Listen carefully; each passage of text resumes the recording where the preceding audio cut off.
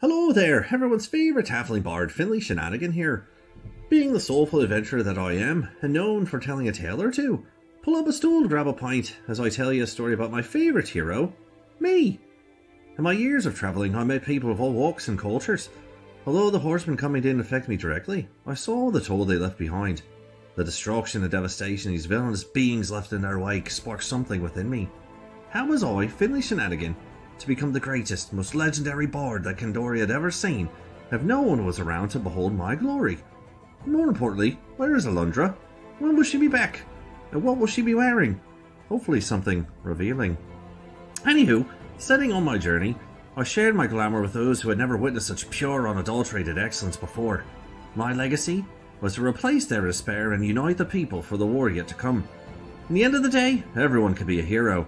Everyone has a little adventure inside of them, and if you don't, would you like one?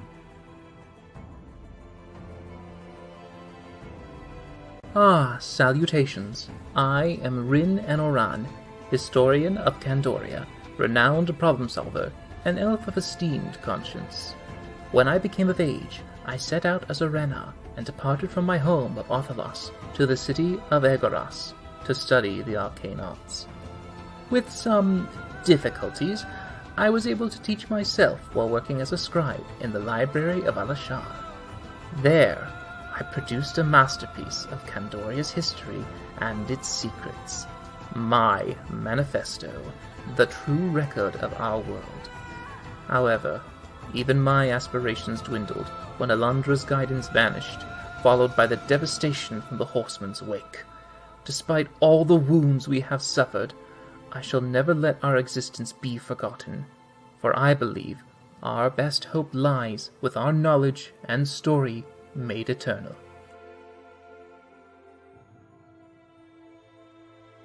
My name is Kurt Glaskin, and I have lost everything that I've loved in this world.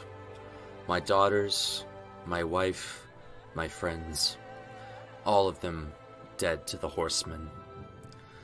And now I have a chance to redeem myself, to protect my friends, to lead humanity into a new age of light and hope. Alundra abandoned us, the goddesses abandoned us, and left us with these monsters. And I want to take everything from them that they've taken from us. I live in a world of blood and hatred and violence, and so I will become that violence.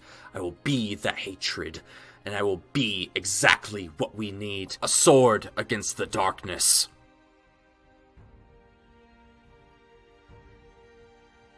My name is Urgra Dropper, and I am a dependable ambassador.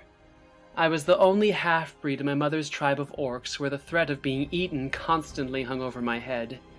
And yet, those were some of the happiest times of my life compared to my time with the Revenant. I was 12 when I first picked up a bow and started hunting, and I quickly found that people make the most interesting prey and often deserve an arrow in the head far more than most monsters. Magic and even the Three Sisters were always something weird and sinister to me. That is, until by chance I crossed paths with the High Priestess Alundra, who showed me that magic, like everything else, can be used for good or for evil.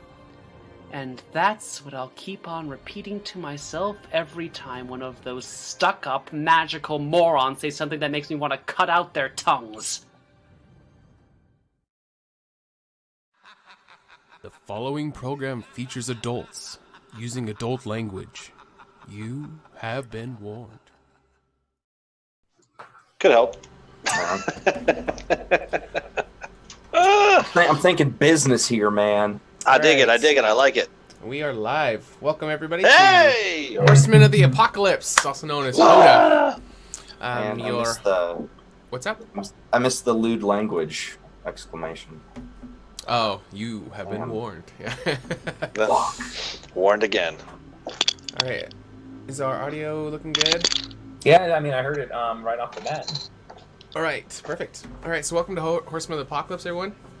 Hey! This is an ongoing homebrew 5th edition Dungeons & Dragons campaign ran by myself, DM Steelaxe, and around the table we have 4 players who have gathered to join us. They have created their characters, and we are very quickly approaching the hard launch date where the campaign will actually start. So that date will be January 8th.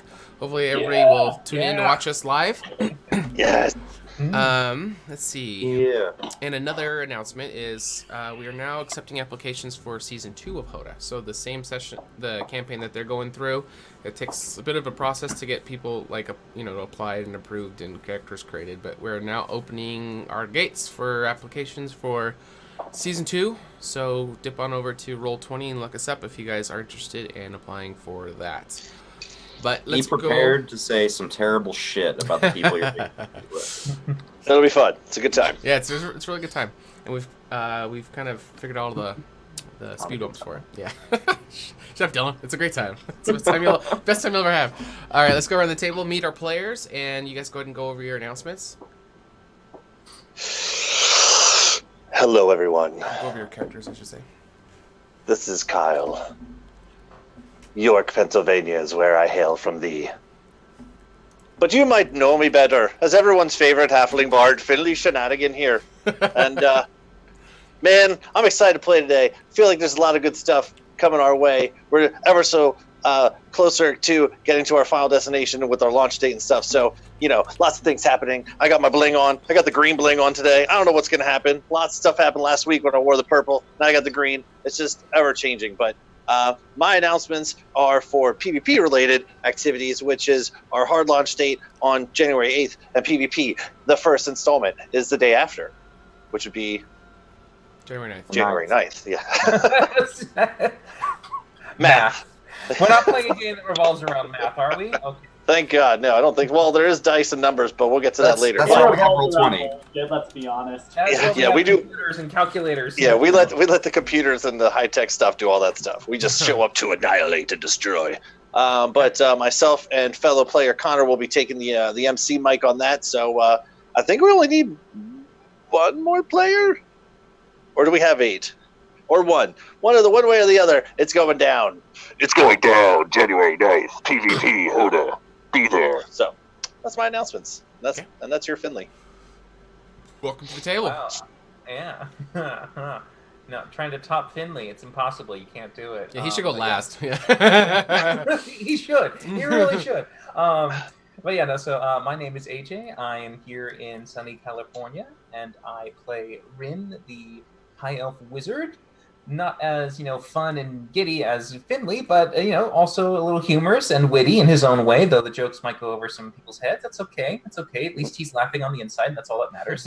Ren's adorable. Let's be honest. Ren's adorable. Continue. Go on. And I am also going to be talking to you guys about what we do on Wednesdays tomorrow and stuff. We do Red Dragon Inn, which also starts at 6:30 PST time, and we just do discussions about D&D, monsters, characters, creations, all the different things that you might want to learn and inform yourselves about, as we have guest stars come in, as well as other developers, players, and DMs join us all together to become one big happy talking family.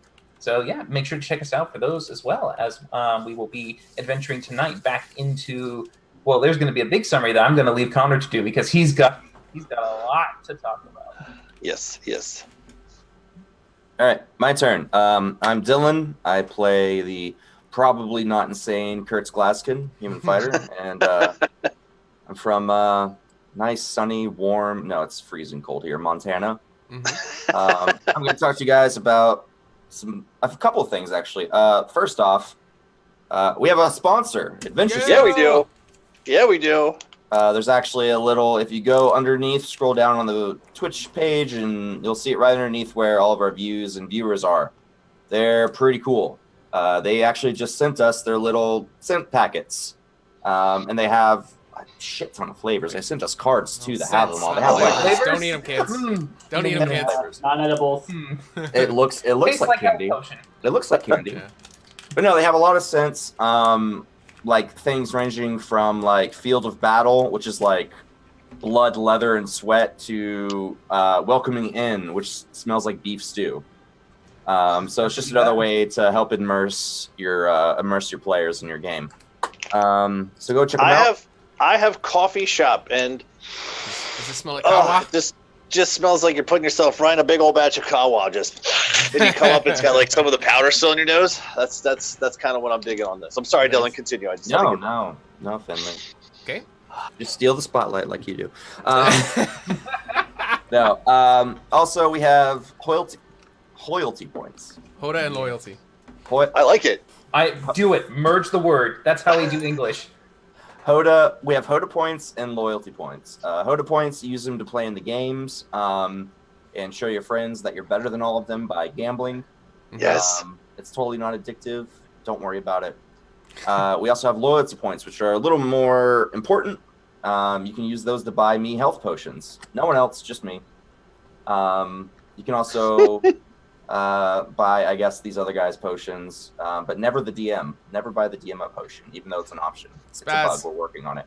I need you to buy me one right now, even though I got two on never backlog. say And at the end of the stream, we will be doing giveaways. You can use the HotA points for buying tickets for the raffle. We will be giving away some more HotA tokens. So all of our players have them. It's kind of hard to see on the camera, but we got HotA symbols on the front and the Divinity symbol on the back. All right, and last but certainly not least... One more thing, Bandit Clan for life. Oh, Bandit Clan. Always. Hashtag, yeah. All right, Connor, go ahead. All right, hey everyone. This is Connor. I play Urbra, the half-orc ranger on this campaign. My announcements, we are adding a new sort of thing to the HotA YouTube channel. Some of you may know all 4 of us players are actually DMs in our spare time. And I pulled up my bootstrings and I started recording the sessions that I DM every Sunday afternoon. So I'm calling it The Tales of Manus Fatorum, which is the name of my 5-man party. We are playing in Faerun, but you got the names, but that's about all there is to it. Everything else is completely homebrew. So there's Baldur's Gate and Waterdeep, but all characters are original and all that sort of thing. And yeah, so we just put up the first episode is broken up into 2 parts. There's a link right there in the chat. And every Saturday at 11 a.m. Pacific Standard Time, we're going to stream it on the HotA page, and I'll be in chat in case anyone wants to, ask questions. Subscriber. No, it's me. It's me, guys. Oh, damn it, Dylan. Bandit Clan for life. Dilly. Yes. But yeah, so if you guys are looking for a little more D&D in your life, check out the HotA YouTube channel. We have a playlist called Manus Factorum. You can find all the videos right there. And some of the sounds is a little off, but you know what? It's a work in progress. Awesome. I watched it. I thought it was pretty good. I was sitting in my chair listening to our man Connor DMing it, from the seat. It was pretty good. I look forward to the next session to see where you go from here. I mean, when I heard the name, I was just like, oh, this just makes me think Traguna Macoides, Tricorum Status D. It's just like, I liked the name. All right, so we went over that. So welcome to the table. Song requests. We're going to be working out where you guys can request songs while the show's going. Still trying to work all the bugs out for that. We have the new overlay. I shaved, so you guys are still in the right place, even though it looks like a new guy. Our launch date, January 8th, and I think we're ready to go. Start doing some heists and stuff while we do our recap. Also, if you guys are not following us yet, drop us a follow. It really helps the channel out. And if you subscribe, you get custom icons, and it unlocks a VIP chat room, and you get better odds for winning all the mini games and stuff like that. All right, recap time. Fire away. So, last time on HotA, we started in a raging river of death. And we were floating down, attached to an inflated bladder that was conjured by our deer wizard, holding on for dear life. And we heard a rushing sound. What was that rushing sound? Oh yes, it was a waterfall that we were rushing towards. And after some rather fortunate athletics / other checks, we made it to a shoreline before being killed. Looking around, we discovered that there was a large amount of giant writing on the walls, and lo and behold, it was giant. And with a little more exploration in the cave, we found a singular large stone giant. We were discussing what to do, what's our plan, and then Kurtz walked forward and said hi. And so, luckily, that turned out to go pretty well. As you do. Pretty well. And the giant's name was Tendius, the stone giant. Mm-hmm. He was actually working on some stone carving, and through a little, speed and get to know your likes and dislikes, we found out he really likes to run. And so we challenged him to a race, and myself, Urgrub, as well as Finley and Kurtz participated in this race along with the Giants. Entirely new mechanics that no one had ever seen before. That was fun. But yeah, it turned out through just the rolls of the dice who should come out on top but our own favorite halfling bard, Finley, Shenanigans. Yes! I'm sure it's because he took a whiff of his coffee. And the crowd goes... Just smell the victory, guys. Oh God, yeah. So continue. So we proceeded to the Stone Giant Village because we were told that they had a way out of this cave that we had got ourselves into, and the only way to get out of the cave is for the chief of the Stone Giants to essentially lift a portcullis, and he would only do that if persuaded. So we met with the Stone Giant Chief Ramir, who told us that in their culture it is very important to establish your standing, one might say, to be the best in something. And so he offered the three of us. So Finley had already proven to be the best in running, so he was off scot-free. However, for Rin, Kurtz, and myself, we had to prove ourselves in something. And so we were given 4 options of challenges: a stone carving, painting murals, fishing, and throwing stones. Okay. My character Urgra took up fishing and handedly spanked the giant she was with. Rin took up mural painting, and after a exhausting series of skill challenges proving his mental dexterity as well as with magic, he came out on top. And then that left Kurtz, who decided to go head-to-head with the stone giant in throwing stones. And he had a bit of a rough start, But then who should come to back him up but our own Finley Shenanigan? And through some half-baked, we'll say, ideas, brought along a catapult. So, who doesn't need a catapult? And then just decided to sit in the catapult, whereupon Kurt launched him into the air towards the target. And that's exactly where we left off. Great plan, guys. Perfect. Finley popping down these goggles, curing them in. What could possibly go wrong? All right. Nothing. I love it. We left off. I'm going to focus. There we go. Fantastic part. Kurt's facing off. Got to get the rock in one of the targets. Finley comes up with the catapult, loads him in, and shoots Finley instead of a boulder. The giant said that was fair game because he didn't think you could do it. Finley strapped on the steampunk glasses and was hurling in mid-air is where we ended the session. So, we have yeah. Would I have advantage in aiming this catapult due to my background? We already got the rolls for the setup and the release, and you got an 11 on the roll for firing.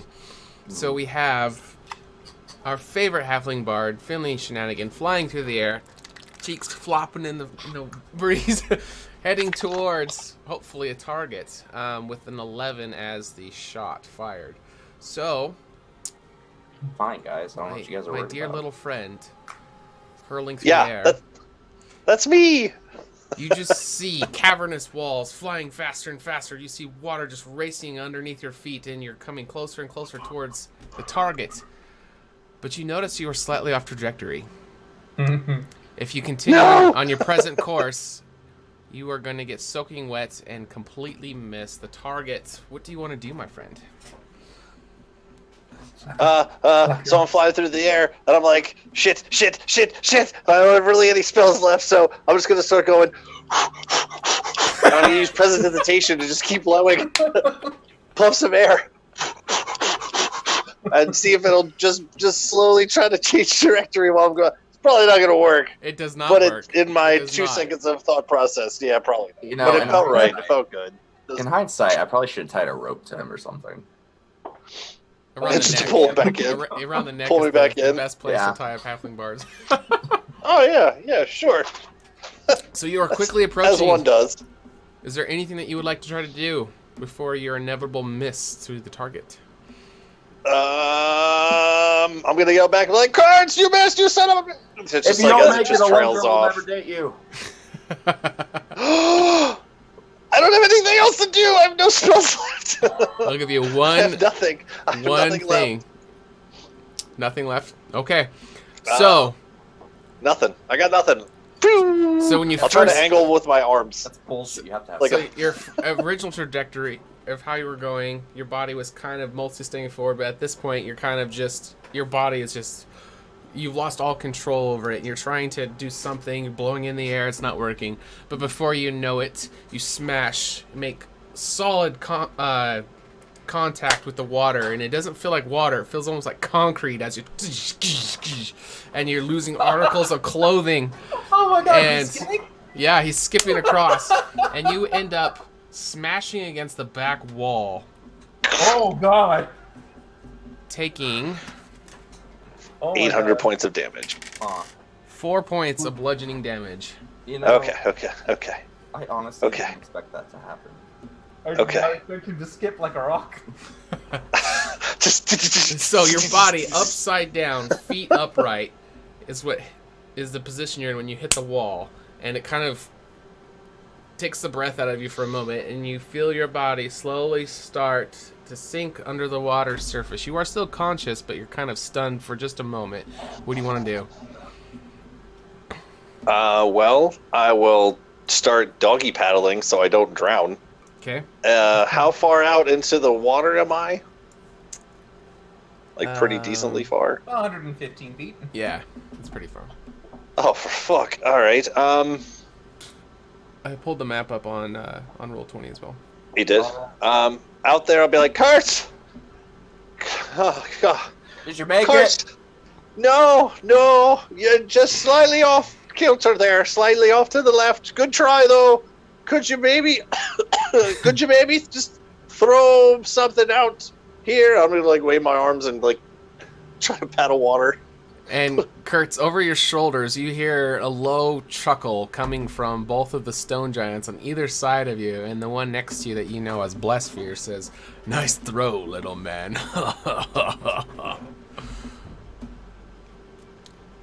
What do you want to do? Well, personally, I would like to stab him in the dick, but I'm not going to do that. Instead, I'm going to drop my gear and swim out and save Finley. So as you start to take your gear off, the giant behind you will say, "You giving up, little man? I knew you didn't have what it took to beat me." I'll just sort of, as I'm sort of stripping off the rest of my gear, I'll sort of turn before I get in the water. Horsemen are going to kill all of you, so then I'll just jump in.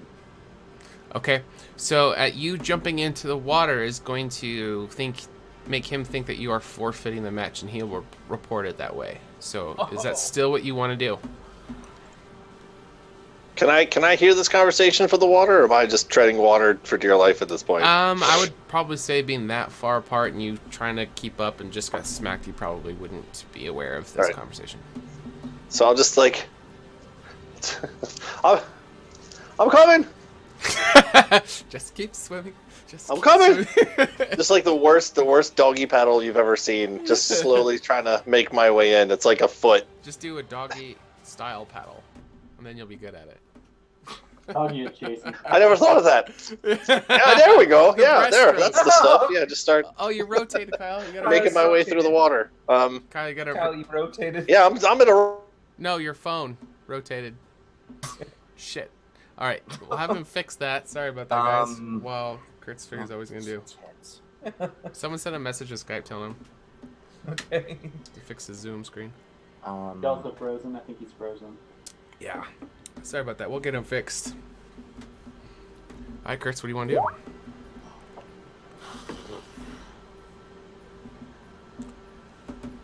Do you want to jump in to assist your friend forfeiting the match, or do you want to continue the challenge? Can I see him from here? Yeah, you can. Does he look like he's okay? Yeah, he looks fine. There's torches on either side of him. He's staying above water. He's not, the world's greatest swimmer, but he's not going to die from being in water. Okay, in that case, I'll load another boulder and take aim at the target farthest away from Finley. Okay, so Kyle just sent me a message. He said his phone died. Oh. So we're all messed up on the screens, but we'll just keep going with it until he can get it plugged back in. Sorry about that, guys. Kyle. All right. I'm sorry. What'd you say you want to do? If he looks like he's okay, I'm just gonna load another boulder and sort of aim at the one farthest away from him. Oh, like the bottom one? Yeah. Okay. All right. You were inquiring about using your background to give you advantage for aiming. Mm-hmm. So let's go ahead and get... So it's probably going to be a dexterous roll for the aim, and then athletics for the pull. Okay. Damn it, Kyle. That's the chat. So advantage on the dex save? Yes. Alright. Neat. Ooh. Spaz says he hits Finley with the boulder. He is aiming at different targets, Spaz. That would make you too happy, though. All right. We got a 19. All right, so you carefully line up, and you feel like you are pretty straight on to the best of your... Alright. Let's try this again. 17 for athletics. All right, what size of boulder are you loading into this? Kind of describe it to me, the one you pick up, because there's an assortment of them all along the beach line here. Well, where did Finley land, actually? He landed just to the side of it. But he did make the distance? Yeah, he did. Alright, then I'll get a Finley-sized boulder. Ooh, okay. Okay.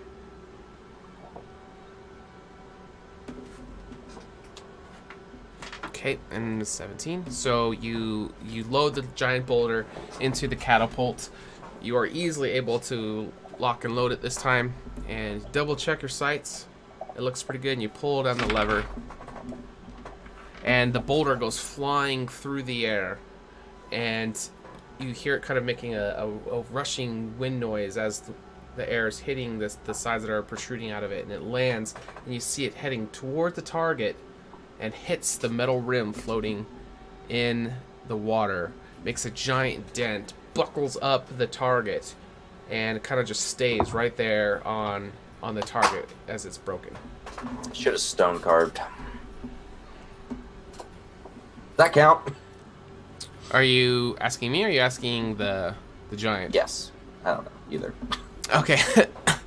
He turns to you and he says, "Well, that's interesting. Never seen that happen before." And you can kind of see like the flotation parts that are holding the metal part kind of up above the water, and as the increased weight pushes down onto, you see one of the bladders pop, and the whole target falls into the surface of the water and sinks to the bottom. Good. It's good, right? Asking me or him? Yes. Okay. So he turns to you, and he goes back and forth with the other giants, and since they've never seen that before, they come to the consensus after speaking that it takes more skill or luck to sink a target than it is to make it into the center. So they're actually going to count it as a go. Good job. All right. Does that mean I passed, or do I have to hit more targets? No, you passed. Yep. You just had to get into one. Good job. All right. As soon as they tell me that I succeeded, I'm going to go and save Finley. Okay. So you can... He's probably maybe a quarter of the way back. You can start heading over there and getting him. He still has not returned, so we will put a pin in that part, and we will pan to anything else anyone else wants to do. So, Urgra, you just finished your fishing challenge. Rin finished his painting, and welcome back, Kyle. Hey, sorry about that, guys. I don't know, my phone just died. And you two are just wrapping up here. What is it you guys want to do? Flip the camera, Kyle. Look at the broken one. All right. Yes. Can you guys hear me okay? Yeah, you need to flip your camera. You're on the broken side. Oh, shit. Shoot. Shiza. Shit, shoot, shiza, fuck. There we go. That's it. And that's a dick shot. Oh, was it right on there? All right, That's the best shot. Scoot it to the side. Well, at least you're wearing pants this time. Scoot it to the other side. Turn This it. way? No, the No, other way. the other way. Either way. God, son of a bitch. Right there. All right, you're good. All Okay, right. never mind. A So, little more? No, you're good. You're good. all right, so to catch you up, he Sorry about that. loaded another boulder and aimed at the bottom target. He didn't make the boulder into the target, but it did hit the actual target itself and broke it and sunk it. And so the Giants counted that as a success. Nice. So he has took off his armor and he's on the way to help you swim back. And Yep. I am now opening it up for anybody to rejoin the group or whatever you guys want to do. Okay. I just want to get the fuck out of here. Okay. Urgra would actually be interested in speaking to the giant shaman Helga. Okay. Okay. So as you make your way, I gotta find where I put her. At this point, she will have regrouped with the chieftain because she left earlier. So she's in the main area next to that stone, not throne, but chair that's by the portcullis, if that is where you want to. Portcullis. I'll try to find it. Yeah, you're heading the right way. Yeah, and a little down. Portcullis. Cars. Look. Is it the bottom left or no? I made all of like 10 feet of progression in this time. Just That's bottom left. Where on the map is it? I'm sorry. Okay, quit moving. To the right. I'll move you over. There you go. Okay. Oh, there it is. All right. Move right past them.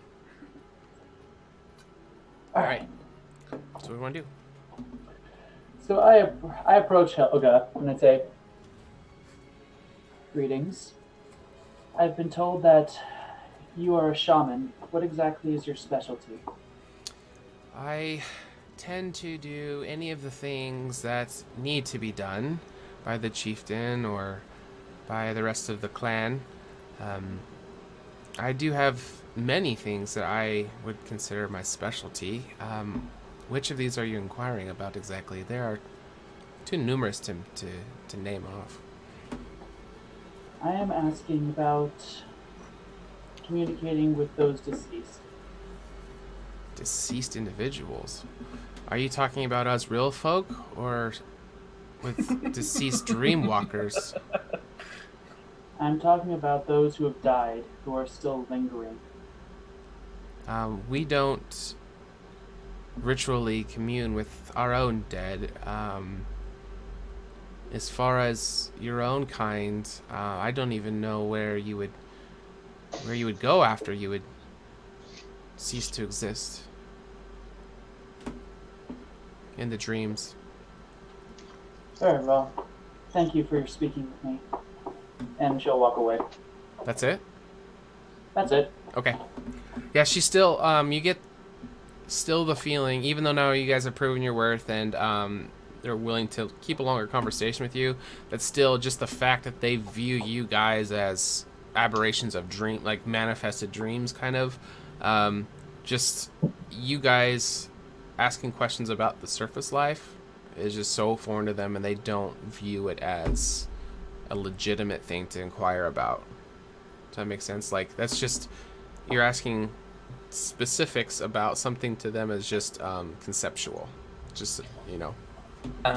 As they were doing their things, Rin, knowing that he's kind of sitting next to someone who at least has some semblance of oral history, kind of exuding from them as they seem to be in charge of the murals and paintings, he is going to try and push his luck with him, with Meaner, and see if Meaner will be a little bit more friendly.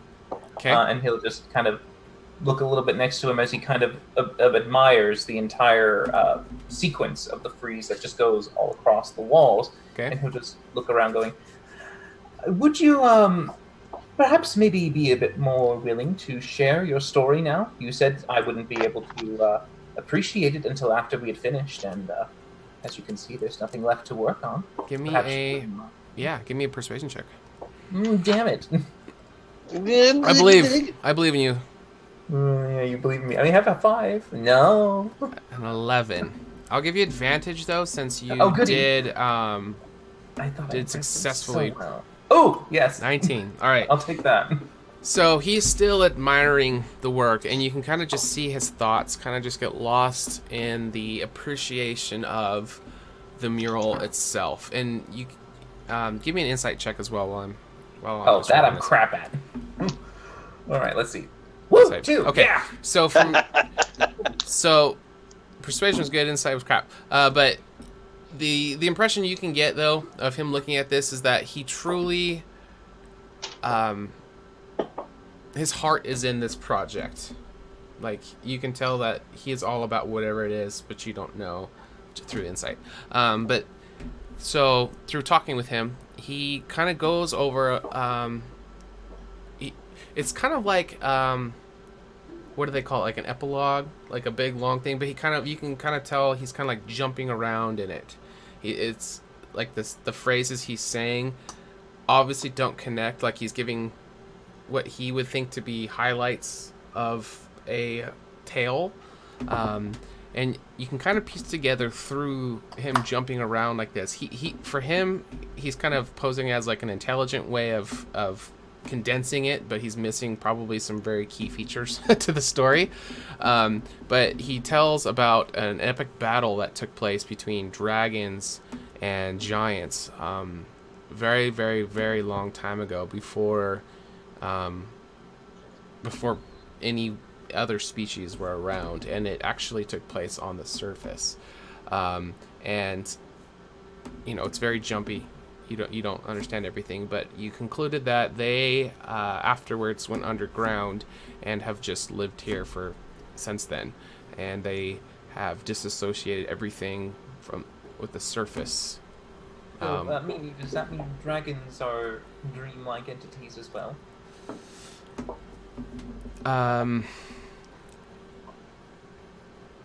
We have not seen dragons. And we have our stories of old that we appreciate, but they are more of bedtime stories for children. None of us believe in them anymore, but according to the tales and the sagas, they were once upon a time, but none of us have ever seen one. I've never seen one myself. Tales only, but perhaps you might be one of the last remaining folk who might have ever seen one? I mean, how old are you, Nini, anyways? He gives an arbitrary number, but their sense of time, I'm just kind of giving you the, even though you got a bad insight, I'm just going to give you this. Their sense of time is totally skewed because there's no sunrise, no sunset. It's just cavern. So you can tell just by any chronological thing, like an hour could be a day, a week could be 2 days, you know, like they don't have an accurate tracking system for time. Were you alive at the time when this occurred? No. Ah. No, Was anyone still alive? No. That still lives? Multiple generations ago. Yeah. I see. So none of us can confirm it. It could easily be just fantasy. A great fantasy at that, if anything. But thank you for sharing. I do appreciate knowing a bit of people's story. I have it now, as I pet my tome. Okay. I have it forever kept here. Okay. And I will share it with the dream world, as you so call it. Oh, and side note for you, also check your manifesto. There may have been stuff added by devs since the last time you read it, just so you're aware. Anybody else want to do anything? They've been Just try not to fucking drown here. Yeah. No big deal. We'll come back. Let's meet up at the chief whenever people are ready. Okay. So you're already there. Rin's probably done. What are you? So you're able to successfully get to your little friend and get him ashore and able to don your gear. Is there anything else you would like to do in the area? Just flip off the giants as I walk towards the chief. Okay. So as you flip them the bird, they are unaware of this cultural signal, so they have no idea what it means. So he takes it as a wave, so he kind of does it back, but he does it with the ring finger. He doesn't understand, so he kind of like waves to you with the ring finger out.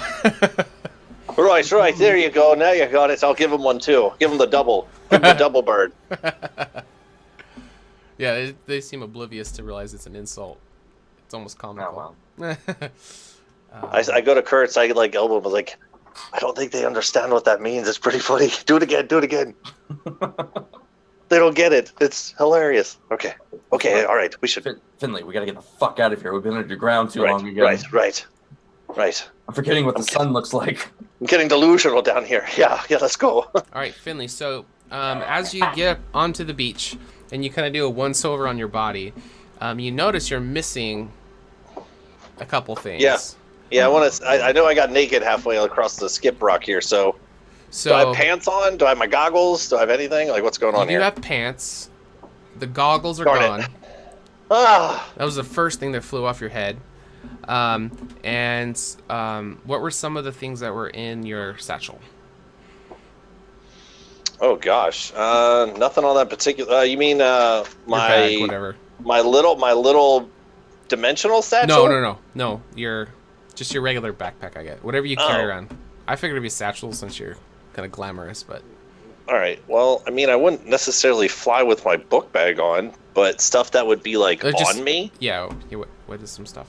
I mean,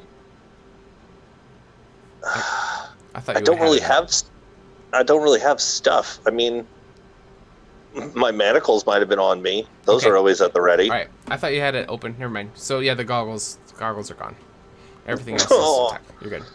I fucking like those goggles. All right. Well, they're gone now. I'm not going back out there. Okay. Crazy. Yeah, I mean, flying on a catapult, I'm not going to wear my book bag. I'm just going to... Okay, that's fair. Air, goggles. Okay. Goggles and go. So you guys going to make your way over to the... Yep. Let's go, Kurtz. Here we go. And Rin, I have not moved your token, but go ahead and move it over towards the Stone chair, not throne. Okay,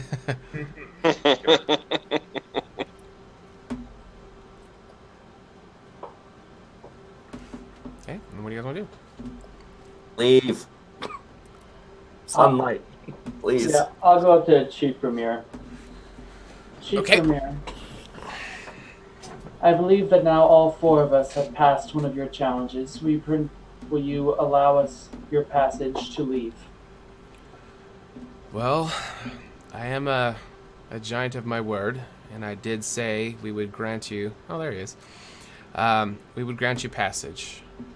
So, you may leave. And he gives a signal, and you see Stone Giant kind of leave, and you hear a large mechanical noise, and the portcullis... so, the part that you guys are standing on is... curves up over, and you walk over. It's kind of like an overpass, and the portcullis that's underneath starts to descend underneath the surface of the water, opening up that water passage. And he turns to the group and he says, you have all proven yourselves, and we do not forget those from the surface, from the dream world, who have proven themselves worthy. And if you guys should ever return, we will remember your feats, and we welcome you at any time. Fantastic, thank you. You really should look into these horsemen, because if you don't prepare, they're going to slaughter everyone here. And you see Helga lean over to the chieftain, and she's trying to whisper, but they're just big creatures. They just talk big. Mm-hmm. You can hear her barely, and she says, "I wouldn't pay attention to the fantasies of these dreamers." So, Sean, it's like another river to get out, right? It's not like an actual dry tunnel or something. It's actually just like... Yeah, so after you guys pass through, it is going to be water. It is shallow enough where you guys could walk through it, but the water it does not go on forever. It's not like a continuing river. Okay, thank God. I thought we were going out like through the toilet or something. As I do meet up, I do look at Finley and go, "What the hell happened to you?" Oh, his clothes are all fucked up. His hair is yeah. I mean, it's a bit of a long story, but in the end of the day, we prevailed, and that's what really matters here, Rin. We prevailed. We're getting the fuck out of here, right? I'll tell you about it later. It was quite a trip. Right, you didn't have to prove yourself, so what the hell did you do? Did you try to make out with someone? Did it go horribly wrong? Did you try to, bite off more than you could chew? No, I got flung. I got flung, man. I got just flung right across the water. I was trying to help Kurtz with his feet for these giant folk, and, well, we missed. I mean, that's all there really is to say about it. You were working on Kurt's feet, and you then got flung across. Yep. So he kicked you? Nope, but... Then how did you get flung across? We need to discuss this after we get the fuck out of here, all right? I'm walking. Oh, okay, good, yeah. Okay. How high is this water as we're walking out? Because you said it's like half for them. It's about knee high on Kurtz. All right, I'm gonna crawl up on Kurtz. Okay. Yeah, I was about to say, that's like neck high. A trademark move. Yeah. Trademark move. All right. So. All right. So continuing that conversation. No, Rin. Okay, listen. You're a smart man. Okay. So Kurtz had to fling boulders, and instead he threw me because we thought, hey, what better way than to throw like maybe a boulder that could just like get right on the spot there, and instead I wound up losing my goggles. If anything else, that's like the bad part of this whole thing. But Kurtz just did what he needed to do, and I'm just soaking fucking wet for no reason. But in the end of the day, we all learned something here today. What did we learn? Halflings don't make good projectiles. Basically that. And blowing in the air does not change your trajectory. That should go without saying. In a nutshell, we're not very aerodynamic. We got lots of moving parts. It's for science. Some bigger than others, yeah. That's right. Had maybe I turned around and instead of being this way, had I maybe been like this and had more of like a fin to really, you know what I mean? This is a rudder. Yeah. More maybe next time, if we ever end up flinging me somewhere, I'll flip over. Yes. All right, Maybe For I'll science. learn the lesson not to be flung. So Or that. you guys make your way past the portcullis, and as you're a little distance from it, you can hear it start to close behind you with a large metallic clanging noise as it closes behind you. And there are still lit torches as you're making your way down this passageway, and eventually the water completely dries out, and you're back onto a rocky dirt surface. And I thought we were going clear outside. Why are we in more tunnels? so you're making your way down, and just by studying the way the rock is and everything, you guys kind of feel like you're probably at the base of a mountain, like down in the middle of the core of it. Just by the type of rocks. I mean, you guys have all spent plenty of time underground now. Yep. So it's kind of the feeling, yeah, kind of the feeling you've got. And go ahead and. Fucking.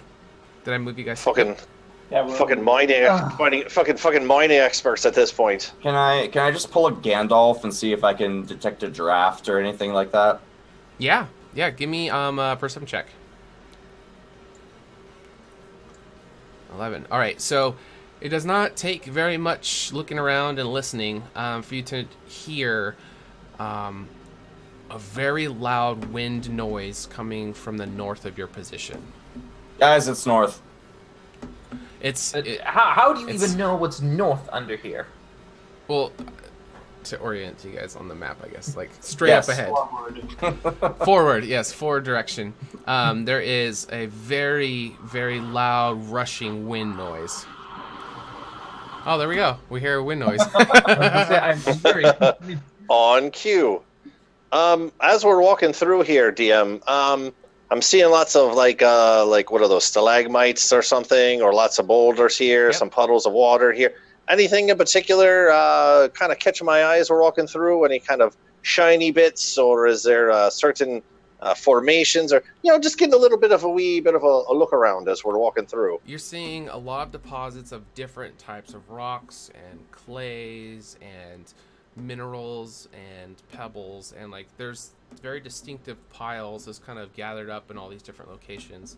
And you guys can see, Kurtz, you can, because of your background, you can see some very old footprints and activity from people who are humanoid size that have been in the area, and you can kind of see them trailing off in all these different little side places of this cavern.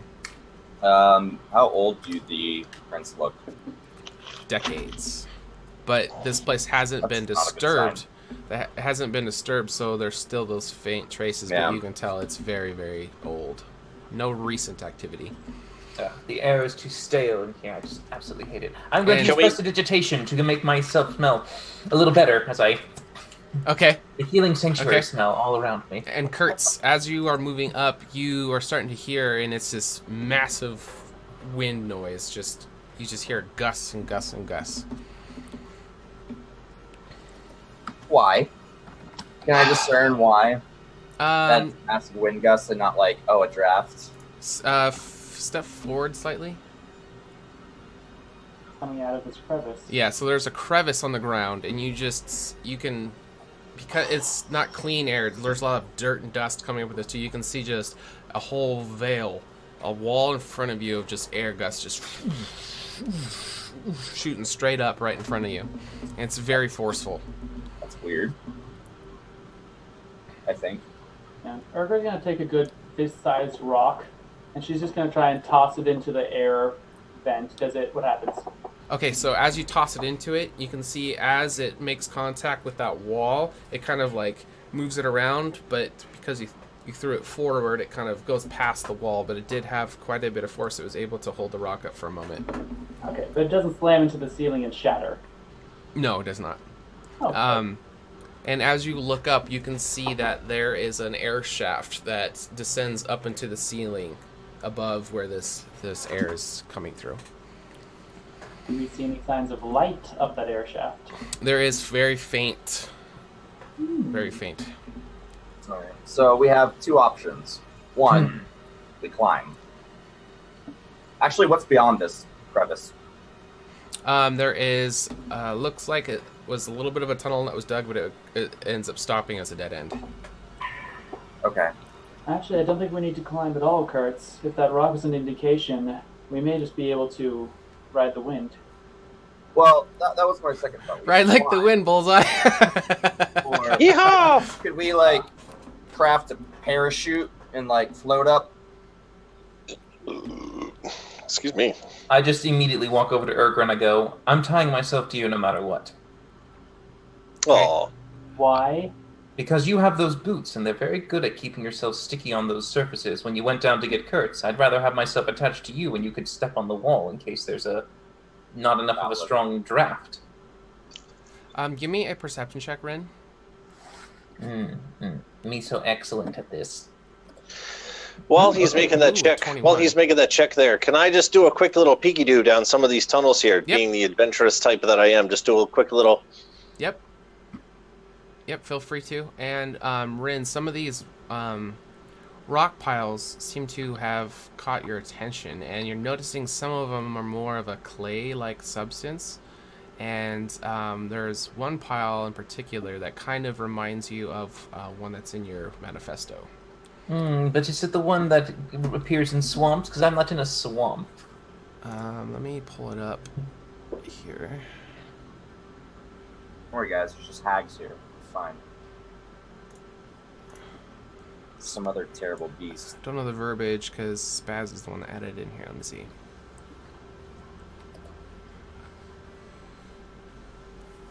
We'll do some exploring too. Wait one, sorry guys.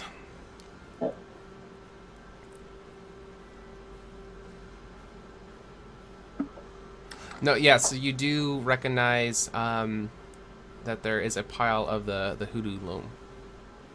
That is very bizarre. And Finley, where did you go? I'm just walking down through some of these caves here, down through some of these tunnels. Okay, stop right where you are. So where you are right there, Yeah. you do notice two contraptions on the ground. They're kind of... Sorry, and I grabbed this thing. I'm going to grab that torch. Is that a torch? Yeah, that is a torch, yeah. I would like to grab that before I go down here because I can't see. Sure. Okay. Yeah, I already have you set up with vision, so that's fine. So in that little part that you're there, you see two contraptions on the ground, and as you investigate them, it seems that the frame on these are broken and rusted out and smashed up, but there is some kind of sheet-like material attached to these, but until you do anything further, that's all you can make out from it. I'm going to yell for carts! Yep, coming. Come down this tunnel. Where the fuck am I? Can you hear me? Sure. I'm here. Oh, hey, whoa, hey, there you are. Oh, shit, you're a quick little booger. All right, well, big one. Take a look at these here. I'm going to point out these busted up things, these busted up frames. Yeah, I'm not much of the tinkerer type here, but I'm slowly starting to learn that you kind of have a way with some of these things. But are you picking anything up? Are you picking up a scent here or anything? Because they just look like busted up pieces of shit to me. I am a tinkerer. Mm-hmm. Well, there you go. Should I just roll with my tinkerer's tools to see if I can discern? You have good thing they're a dex thing. You have proficiency with that as well, don't you? Yeah. I'm gonna use my inspiration point to roll again. Okay. Oh yeah. So we do have, if you see on the screen, there are health potions and inspiration points, which you guys can purchase with your loyalty points to help these guys out. Check out the shop if you guys want to hand it out. So we're going to use the one from Kurtz. Nice. That crit though. Inspiration point. Oh, you crit. Got that crit though. All right. So after pulling out your tinkering tools and playing around with these, you notice that the broken up, smashed up, rusted frames is some kind of harness that can attach to a person's body, and it looked like the sheet that was on it may have been some kind of parachute kind of apparatus. Yeah. But the frames appear to be unusable at this point. But you think that the fabric on these are usable? Usable. Yeah. I'll turn to Finley. Finley, and I'll describe to him. Alashlo, do you have some paper and ink and pens? Absolutely. Anytime something comes into my noggin here where I gotta just jot down a song, and I'll whip out my quill and parchment from my bag. I kind of want to just sketch the design real quick, just in case for future whatever. Like maybe I can sell this or something. Oh, so you don't want you don't want me to write a song? You just okay. I mean, if you want to make a song under. No, that's fine. That's fine. If you want to draw, that's fine. I've drawn pictures before, if you remember. So yeah, no, absolutely, and I'll hand him over some parchment and a quill and let you do your thing. Yeah, I'll just quickly kind of sketch the design and what I think it should look like, and then sort of hold it like, could you fix these things to look like this? You're talking to me? You want me to fix them?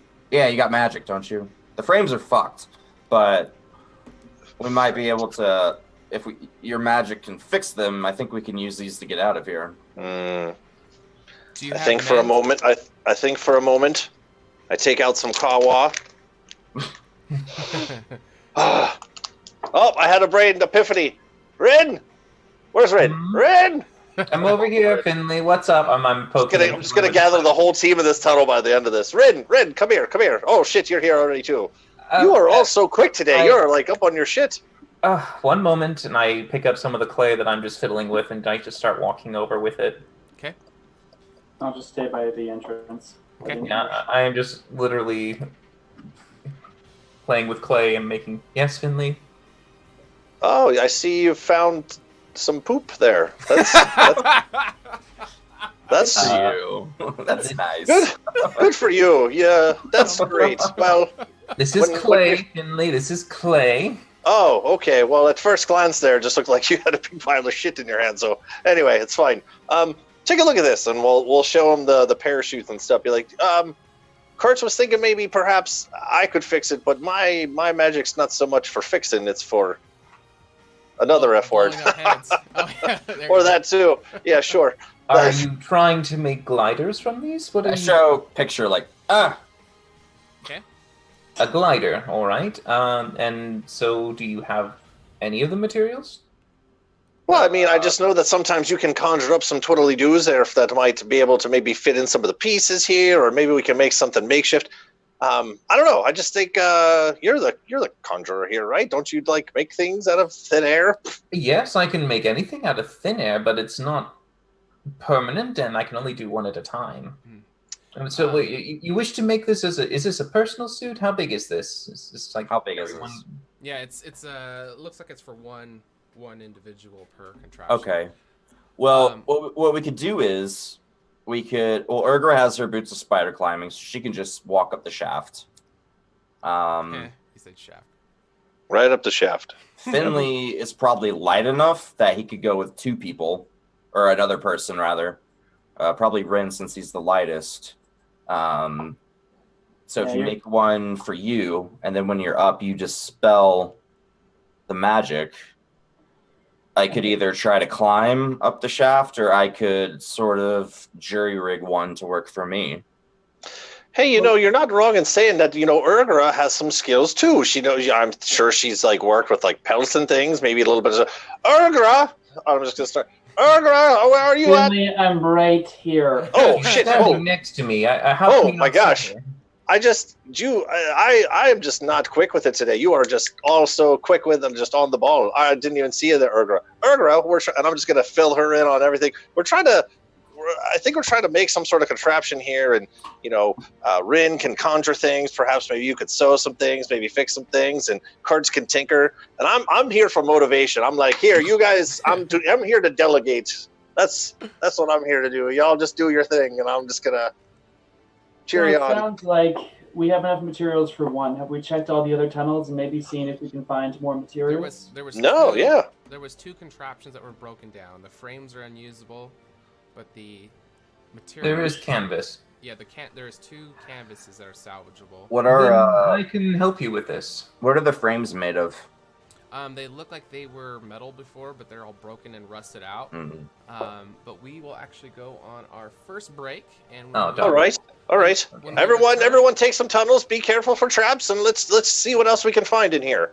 Okay. And we will be back in a few minutes. Stick around. And don't forget, at the end of the show, when we're all done, we're going to be doing a giveaway for HotA tokens.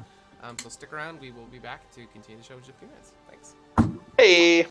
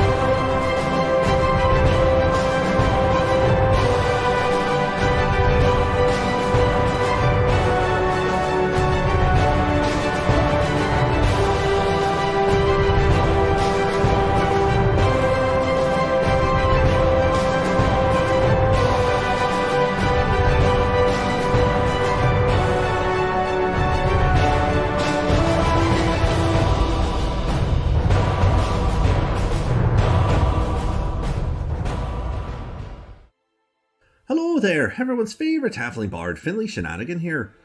Being the soulful adventurer that I am, and known for telling a tale or two, pull up a stool to grab a pint as I tell you a story about my favourite hero, me. In my years of travelling, I met people of all walks and cultures. Although the horsemen coming didn't affect me directly, I saw the toll they left behind. The destruction and devastation these villainous beings left in their wake sparked something within me. How was I, Finley Shenanigan, to become the greatest, most legendary bard that Candoria had ever seen, if no one was around to behold my glory? More importantly, where is Alundra? When will she be back? And what will she be wearing? Hopefully something revealing.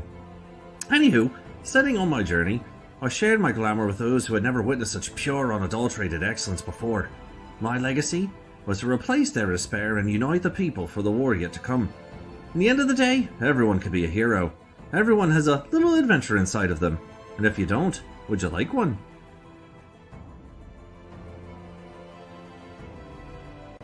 Salutations. I am Rin Anoran, historian of Candoria, renowned problem solver, an elf of esteemed conscience.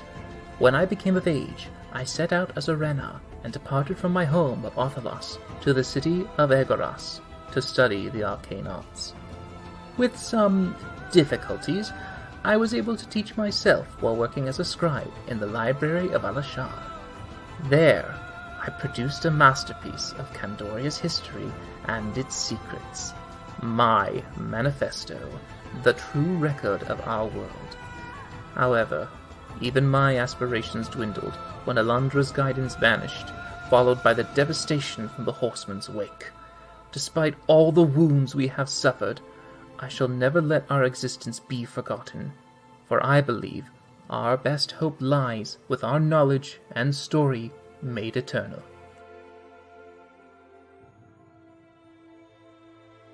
My name is Kurt Glaskin, and I have lost everything that I've loved in this world. My daughters, my wife, my friends, all of them dead to the Horseman.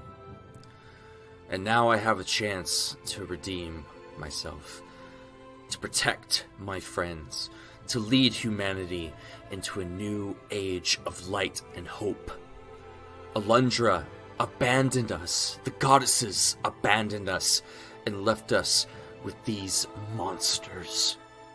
And I want to take everything from them that they've taken from us.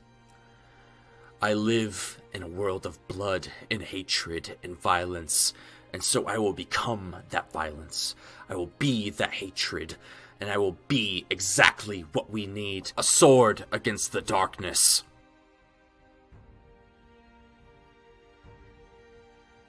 My name is Urgra Dropper, and I am a dependable ambassador.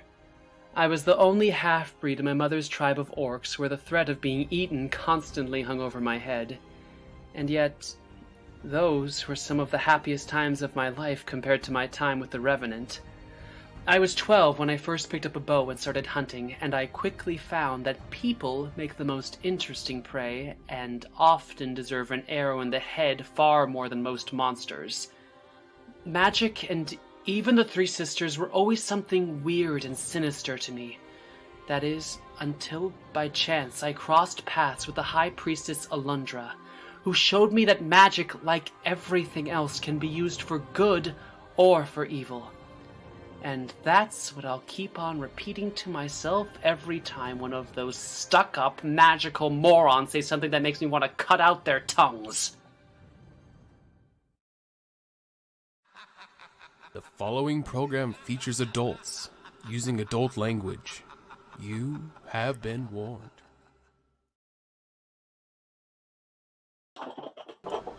All right. Fuck! We have returned. Hi. Oh my god. And audio looks like it's working. All right, so what do you guys want to do? Yes, so I have a solution for us. Okay. If you'll humor me, have you guys ever, have you encountered this before, the clay? No. It's hoodoo loam. It's very, it's durable, but it's renowned for being a very quick fire. It can be crafted into specific things and made ready to use within 10 minutes. It's very useful as a tool or a weapon, depending on what you need, but it would be strong enough to act as a frame. And I can make a small little kiln for us, and I can fire these pieces to actually construct the frame to fit the broken ones as a replacement. Hold on. When you said weapon, how do you mean? Well, just as much as a dagger's a weapon, it's something sharp and strong. This clay could be made into a weapon. And didn't you say flammable? No, when you fire clay, you basically Yeah, turn it from... When clay is first initially made in the wild, it is a consistency of mud and water, and it has a lot of sediment put into it. And in order for it to be turned into something that is a very rigid stone, you have to fire it first through a bisque firing. Then from the bisque firing, you can go into another one, continuing afterwards to harden it. Depending on its consistencies, you can mix other minerals in it, bones and the like. It's all Do I need to worry about this thing catching on fire while I'm wearing it? It's not going to be flammable. It's stone. Perfect. Stone does not catch fire. I mean, shit, if you think it'll work. And after looking around and gathering up as much of the hoodoo that you can, you see that there's enough material to make 2 frames and then a little bit extra. All right, so I can make 2 frames and a little bit extra, I suppose. Good, because we have 2 broken harnesses. So, Rin, you can ride up with Finley. You guys are the lightest. Urgra can probably just walk up the shaft. Kurtz, I would suggest you go first, because that way Rin can create the frame. Well, are we using your conjuration thing anymore for ropes or anything, or?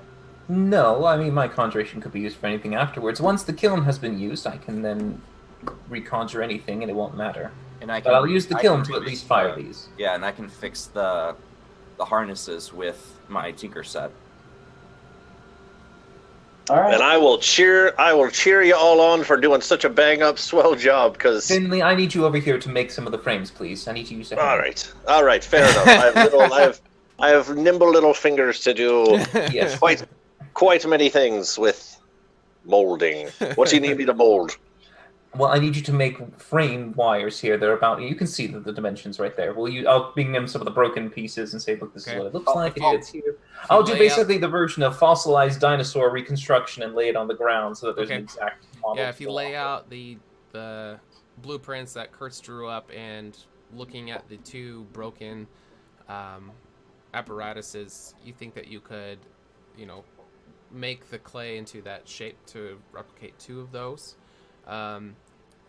Kurtz, after looking at the broken ones, you don't think that they are fixable with materials that you have here. Like if you were on ground and had, more thing, you might be able to salvage them, but for what you have here, What do they need? It would need like metal reinforcements. Probably the condition of it, they're pretty much shit. It's just barely holding on to where you can see the original shape of it. Doesn't seem like they're salvageable except for the canvas. Yeah, the canvas. Does he have enough material to actually connect it to the frames that Rin is making? For the canvases? Yeah. Yeah, the canvases seem to be undamaged. Okay. Now, I have this ready, but I need a fuel source. And now, if there's no wood of any kind around, we might be able to take off the torches, but if worse comes to worse, do any of you need to take a shit? I have a lot of bare materials. I've also I seen could you burn catch that fire too. from your hands. Why is fuel an issue? That's valid. Well, I can ignite something, but I can't create a continuous flame. And for a kiln to work, I need to have an oven hot. That it needs to be cherry red inside. There has to be a continuous fuel source. Okay, so I have 3 wooden stakes and my longbow. There are torches on the walls as well. That'll work for a little bit, but this is going to be a hard fire. In order for me to get this, I need to reach 1,000 degrees for it to be suitable to fire a bisque. And so I need to have a strong source of things to burn, be it fur, meat, feces, wood, you name it, anything. If there's natural gas anywhere in here too, that'll work just as well, but it needs to be a continuous source. Okay, just so I caught you there, you did actually say shit, because you said feces, and that's shit, so I did catch that correctly. You need actual poop. So before you weren't holding poop, but now you need it. I can use that as well. It can ignite just as easily. I can't contribute anything else. I can't tinker, I can't conjure, and I can't, ranger things and do whatever Urgra can do with her pelts and things. But one thing Finley Shenanigan can do, and I will go over in the corner and I will start trying to poop just for you. If I'm going to contribute anything to this, I'll be right back, and I'm going to go over in the corner. Of lavender and roses. Adventure scents. I don't know what adventure scent that would be. Urgra, could you please gather the torches and any other flammable materials that you can find? Halfling shite, scent coming soon. You could look around and find anything. Urgra will collect the torches, and as she's passing through, can she do some sort of perception check for any other sort of flammable thing in this cave? Sure. Look around. Same. I also went down a tunnel. Did I find anything? Yeah, you guys can scavenge up little broken boxes. I mean, the wood's gonna be pretty shitty, but it's definitely burnable. You can find enough materials between just little piles of hay, broken wood, the torches that are on the walls. You think you have enough materials to Do you have any suffice. sulfur anywhere that you can see? Any magnesium? I Urban? don't know what those are. Sulfur, it smells very terrible. It's a very pungent odor. You'll recognize it instantly, and it's got like a slightly yellow tinge. And Give it's me. just in caves. Yes, you can find sulfur all over. It's not necessarily restricted to one location. They return after a few minutes of going down these alleyways, and they come back with a pile of flammable materials. And you think that you could probably get this thing fired with what they've brought you. All right, it has to be a consistent fire, and we're going to go for a little while, but this will take some time. But here, and I'll conjure up a little makeshift kiln. It'll be a 3-foot by 3-foot box. It'll Okay. have closed door contraptions inside and a venting lid at the top to allow air to go in. By the way, this is something I took in college, so I know how to do ceramics to the nth degree. Perfect. I know love how it. to, like, work all the shit. This when it is Ren talking, not AJ, by the way. Yeah, in college. Yeah. In college. Oh. but yeah. Okay. But yes. So I would say I would have a very firm knowledge of knowing how to get that to work. Now, I'm assuming that the frames themselves are slightly broken up into pieces in a way. It's like how they're connected. Do you know how they're connected? Kurtz was able to look at how the structure was, and on the schematics he drew up of like how they would have originally have been. So if you looked at the drawing, you could see how those would need to be shaped up. All right. Yeah. So I'll construct all the parts Excellent. needed Cheers. if there is. Yeah, Okay. because I'm not sure if we're doing like pipes where it's like plastic PVC pipes we have here, where you've got like little joints that they just suck into or something, and they slide in with friction, or if there's maybe like a nut or a bolt or something that has to go in. Yeah, just If there's anything intricate, then I will, before I make the kiln, I will start conjuring cast molds so that I Okay. can easily take the exact press and make uniformed got you. Okay. screws or what need be. Yep. So you are able to make every bit of the pieces that you think you would need to actually mold the clay. So after putting the clay in there and firing it up, it does take 10 to 15 minutes per pound. You're able to run it through and start to bring out all these pieces. And before you know it, you have all of the fired, hardened clay pieces that are now more of a stone structure. They're all laying about ready to be assembled. Was there All something, right. something in the chat? Kurtz. I wandered off. DM, what have I found? A butthole. I believe you mean an anus. As far as what? When you were That watching. giant- On the map. Yeah. What be? Oh, that's. I was thinking of taking a shit in that, but then we needed the shit, so I figured that probably wouldn't be the best place to do it. As you peer down the hole, it just seems like it disappears into. It's like you don't know what's at the bottom of it. It's just a very large, deep hole. Okay, I'm gonna do everything in my power to keep Finley away from this. Okay. Like Okay. a small child in a bear or a gorilla exhibit. Okay. Sticks out That's forever. all right. That's all right. I'm still shitting over here in the corner. Do I need to roll anything for? Yeah, man, con save. Kurtz suggested a Constitution. I mean, For taking a shit? yeah. Constitution, yeah. I don't think you'd need Performance. Yeah. What do you want from me? No, you Well, just. are you doing the like Peter Griffin fart thing in your stall? What are you doing? Deception. You said you needed poop, Finley. It's the only thing I can contribute to this contraption. I think is just poop. standard action would suffice for pooping. Okay. I mean, you can do Just didn't know if performance if you want, but I don't know what we need it for. I kind of like Constitution though. That kind of makes more sense. But performance is fun. Let's see how much of a performance poop I can do It'll here. be like the perfect spiral. Oh, It's You Uh, have turd of a turd. one thing you cannot re-roll and your lowest score. it's just awkward. I never shit in a cave before. Just give me a moment. Like there's people walking It's like, around. You tried making a poop emoji shape, and it's like on Pinterest where like the picture Nailed of it. what it's supposed to be, and what I nailed it, and it's all like nasty. That's we're all giving you judgmental looks. Nailed it. All right, so you have all of the pieces and the two. You have enough pieces to make 2 frames. You have the 2 Jesus Christ. 2 canvases. What do We're you guys class want? act, guys. Yeah. I like to Kurt, imagine. would you mind assembling this? You seem to have some tinkering knowledge. Yeah, I'll do my thing and assemble them. All right, it'll take you probably about 20-25 minutes or so, but you able to construct. We both got all of the time these. in the world. Yeah. Yeah. And in that time, can I just check over the canvases, make sure there's no holes or anything? Yeah. Okay. You carefully are going over all of them, and it seems like maybe there's a little fray here or there, but for the most part, that seems like the canvases surprisingly are in good condition, and you don't sense any reason why they would fail. Any frayed edges, I'll just sew them up really quick. Okay, done. Finley, I have an idea. Later on down the road, I have an idea. You know how we launched you out of a catapult earlier? Right. It was exquisite. It was exhilarating. It was scary as fuck. Yeah, right. Yeah, that part. What if you had one of these attached to you when we launched you, and it would give you a soft landing? That would have been better the first time going around there. Yeah, like think if we ever need to like scale a wall, we could just launch you over in one of these. Found a catapult? It's fine. Don't worry about it. There was a catapult underground. Forget about it. Did you ask why there was a catapult underground?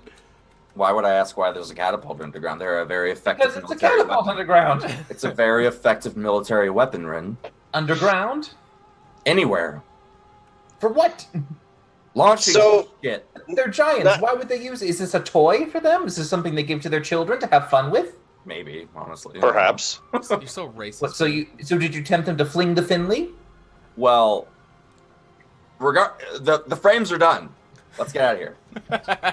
So what exactly, not to break up this conversation here, but Rin, I have this pile of shit now. What did you need this for? You need this for like the fire, or like what do you need here? Well, you were using that in the kiln earlier, Finley. It was going in the kiln as you were shitting it out. Oh, okay, fair enough. Okay, I just didn't know if you needed it now or... It's war paint, I needed it during the firing. Oh, okay. Fair enough. It has been utilized. Just want to make sure I was contributing, fellas. All right, well, there we go. You used your tiny fingers to make the nice little frames as you molded them, like snake coil ropes. And shitting at the same... I was multitasking. That's fucking impressive. All right, well, now I feel Holding better. what you thought was shit to embody shit to let it come out as shit. All right. Good job. Good job, guys. Yeah, but your work was shit. Let's get the fuck out of here. Right. Yeah, fair enough. Here we go. What's the plan, guys? You tell me what, and I'll tell you how it goes. All right, so Kurtz, are you heading up first? Yeah, I'll be the guinea pig. So what's the like plan it. here? What are you guys doing? Oh, we got a follower. Dilly Dilly!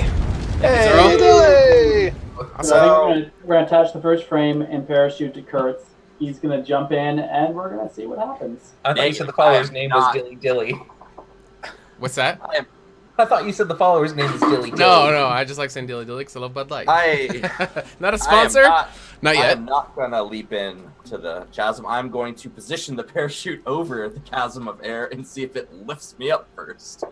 Oh, okay. Yeah, so you walk up and you are holding on to the structure, I assume. Are you lashed in or just holding it? I'm latched in. You're lashed in? Okay, so you kind of lean the canvas over, and you can feel that the wind is catching it very forcefully, and you think that this would, if you were fully into it, you think it would be able to lift you up. Do you think maybe we should tie a rope off onto you there, friend? Or are you just going to go for it? I just jump in. Ah, like flying a kite. Like flying a Kurtz.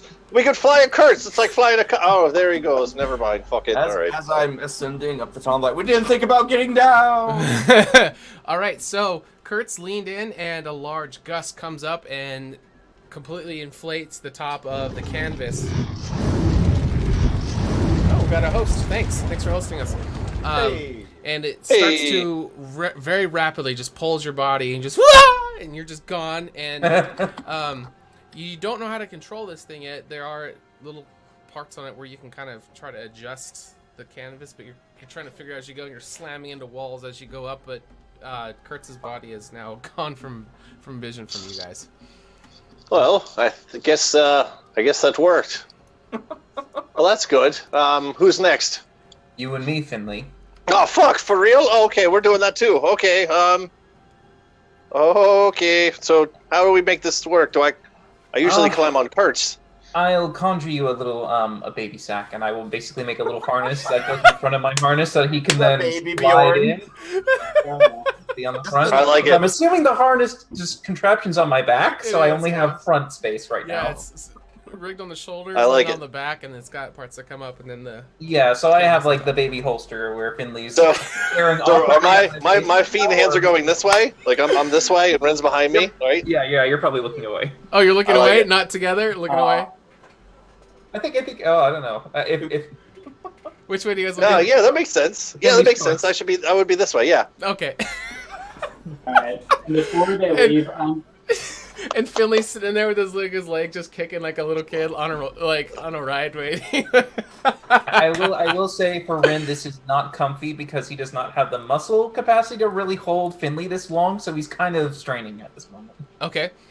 and before they jump, Urgra's gonna just whisper Marquik and cast Hunter's Mark on Finley just in case something happens and she needs to track him as he falls to his death somewhere. Okay. Oh yeah, thanks for Find the thanks for the corpse. concern, guys. As I launched myself down the tube like a fucking Jaeger. You have heavy armor master, calm down. All right. So Okay. Okay, Papa. Okay.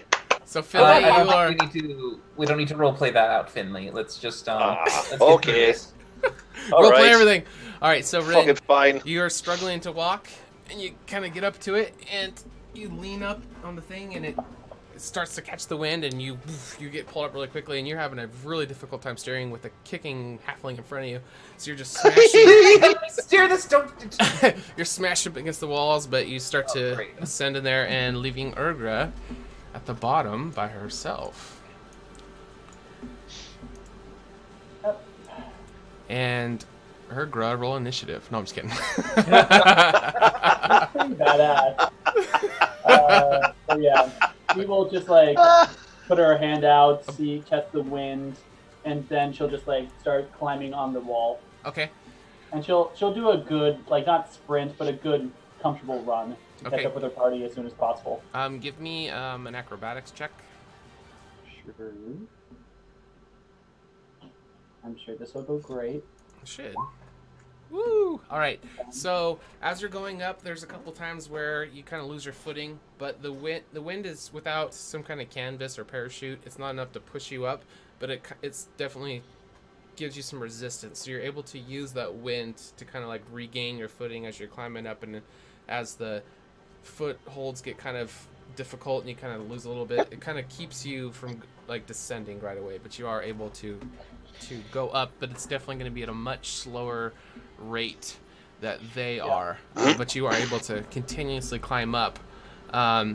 Give me a Kurtz, you are able to kind of figure out how to steer this, so I'll give you at advantage, but give me a Constitution saving throw, and then Rin, give me just a standard one, because you aren't able to steer. Yeah.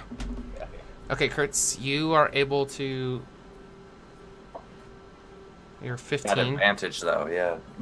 Okay, yeah, so 10 was the number. So you are able to navigate through this very long air shaft. It takes several minutes of just, and the gust of air isn't continuous. It's kind of like long bursts, and then kind of dies off, but then another one. So it's very difficult to navigate, but it is continuing your journey upward. You are able to make it to the top without breaking your apparatus, because the DC was 10. Rin, what was yours? 10. Oh, okay. So you're You lucky barely able to make it. There are a couple times where like Finley in front of you, like you're heading towards the wall, and he's able to kind of like kick his feet out and kind of like push you guys back off. So between the two of you, you're able to make it up. So you three make it to the top well before Urgra does. Right. Do we see her coming? What is the top? Is the top fresh air? Are we out of underground hell? No, we're in a new cave. So Okay. It's just bioluminescence. That was a light. The light is very quickly starting to approach as you make it to the top, and you can start to when you get towards the edge, you can start to see the natural sunlight is now hitting, and it's now looking like it's sunset time, and you who was the first one? It was Kurtz. So Kurtz, you make it over the edge and you see that there's trees all around and you're kind of around this rocky plateau, and it is where the outlet is for this air vent. And you see that you're on the side of a mountain cliff and you're very, very high up elevation. The air is very, very thin and it's very cold up here, but there isn't any snow. And shortly after you hear a screaming little girl sound, and it turns out it's Finley flailing. Attached to Rin, and they exit right after you, and you three are at the top of this plateau. And shit! It'll take. Can we guide ourselves down safely? Yeah. You are able to land, and neither of you broke your Bones? the apparatuses with your numbers. Bones. You got the 10. Bones. Your bones. No. The mechanisms you guys used to get up there, so they are salvageable. They can kind of fold up, and then the canvas can wrap around them, and they are kind of a compact configuration to where they're savable. Sweet. It'll take a few minutes for Urgra to get up there. Is there anything you guys want to do in the meantime? Talk shit about her. By the way, before we left, the extra bit of clay, could I have just kept that with me in Yes. like my bag? Okay, good. Yes. Sure I had that. So we got Finley, Kurtz, and Rin. All right, it will take a few minutes for Urgra to emerge. Eventually, she makes it to the top. And while we're waiting, I'll say, the two of you, have you ever seen any kind of contraption like this before? I'm not too familiar with it. Does it have a name, or do we find something like unique here? Maybe we can name it ourselves, or what are these things exactly? Well, I'm curious as to why they were even down there to begin with. I don't fucking know. I just said, do we know what they are? And what do you want to call them? We could have made a new discovery right here, right now, and make... I quickly sign the schematics and patent it. I'm like, fuck that. Yeah. Use your stamp, man. That's your trademark. That's your there patent you go. stamp. You got to use it there. Yes. What are you stamping it with, Kurtz? Kurtz was here. No, I meant with what ink? I have plenty of ink. Yeah, he's got a ton of ink. I drew a whole fucking schematic. Oh, I thought you charcoaled that. Yeah. No, I've got ink and quills and parchments and all kinds of fun shit for songwriting. Oh. Well, aren't you just a prepared bard? What should we call it? What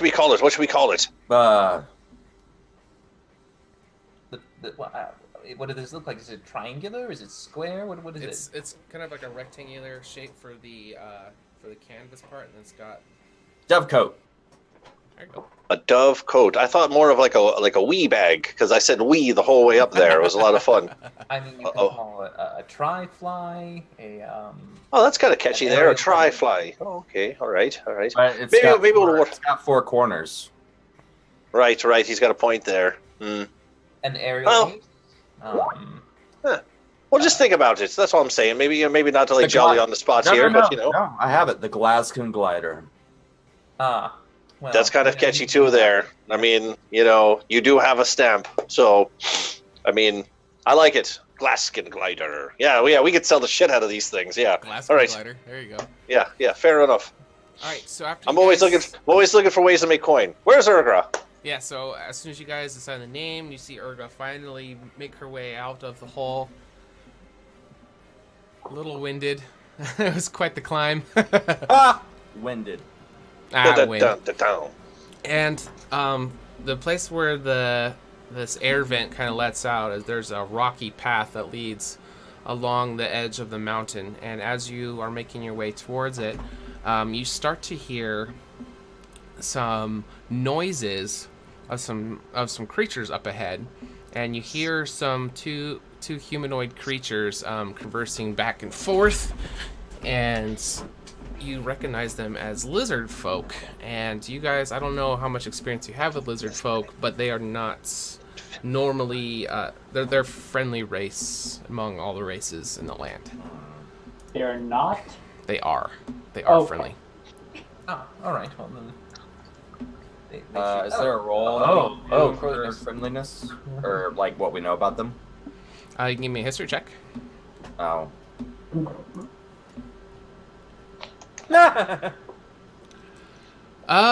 You just know that they are usually friendly. They're lizards and men. Yeah. That's all you know about them. If anybody else wants to make a check. Yeah, Rin. Oh, would you like me to see if I recall any facts about lizardmen? Sure. Well, let's see. From the last I studied, they Oh. were. All right, so you know them as they do a lot of mercenary work.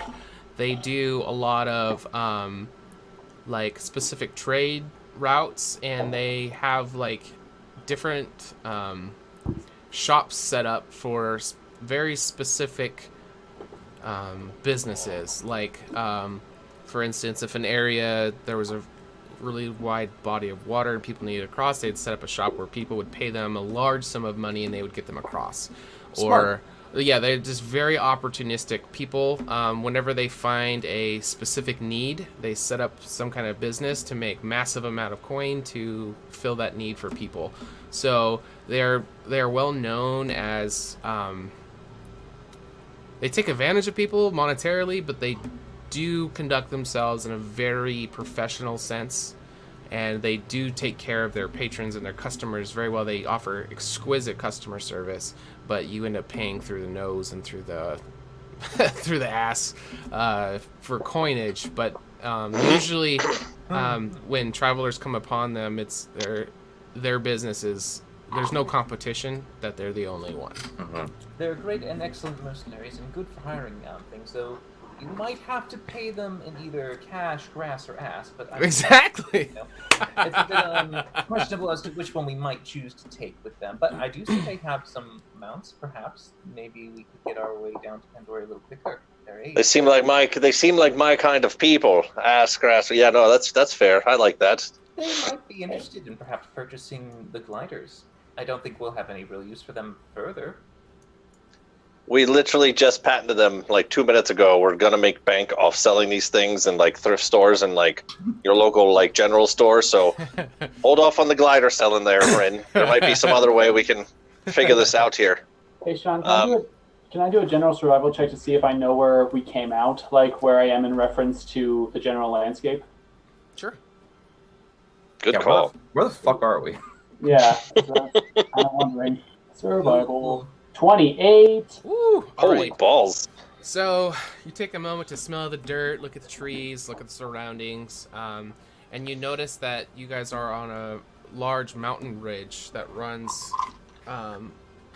near Candoria, and you know that to the west of off this cliff, towards that direction is Candoria, and it shouldn't be too far from here as far as the crow flies, but any kind of route to get down the mountain probably will take quite a while, but the actual physical distance from here to Candoria is not that far. You guys are getting pretty close.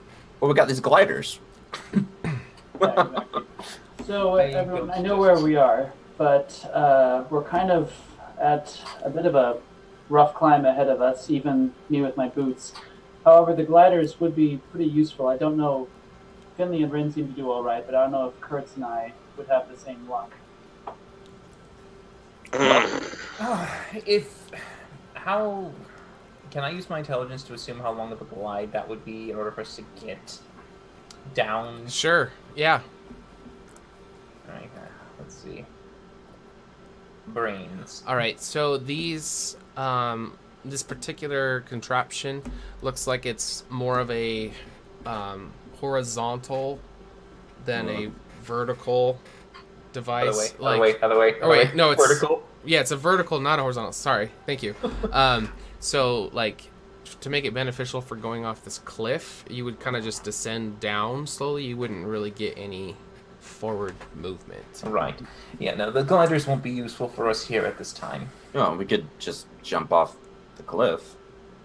That still will not get us very far. We probably have a better chance of getting distance covered with those mounts of theirs.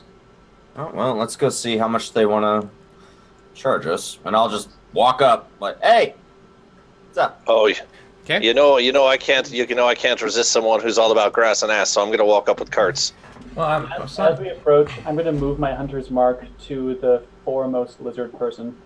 By foremost, you mean the closest or the one farthest away? Closest. Closest? Okay. I just want to make sure I understand. Okay. All How right. long does your hunter's mark last? 1 hour. Wow. Oh, wow. Okay. Do they notice that you're hunter's marking them, or is it... Nope, I haven't. I've Okay. already said the magic words. I just need a bonus action to move it. Perfect. Okay. So, Kurtz, as you approach the first lizard folk, he gets up off the stool he was sitting on, and you can see he has combat-y-ish gear, but it's more of the business apparel combat suit, if you will. He approaches you with a general greeting, and he says, "Hello, my name is Czar. What can we do for you?" Well, Czar, we need to get off this mountain and get to Candoria. No, it's Czar. Yeah, that's what I said. Czar. Extend your Z's there. Czar. What can we do for you? Oh, we need to get off this mountain and get to Candoria. Okay, well, we have many fine gliding lizard mounts to choose from, if the price is right, of course. What is the right price there, Czar? No, he said gliding lizard mounts. Yeah. That does sound kind of cool, but what is the right price? Is there how? Go on. And then up behind him, another lizard folk will approach, and he's wearing the same thing, but you can see he's got a little more blingage on the outfit. And he says, "My name is Izzy, and I'll do the negotiations here." And the other lizard folk will kind of take a step back, kind of like this was his moment, but he didn't get it. I'm sorry, Izzy, but we were talking to your companion here. And when he hears that, Czar will turn back around and step up next to where Izzy was, and kind of still intrigued and happy to be part of the conversation.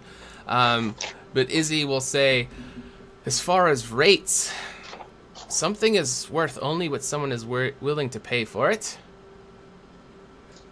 And kind of look at you, kind of jiggling a bag out. Izzy wants to make an offer. Right. Well, I mean, how many mounts do you have willing to part with there, Izzy?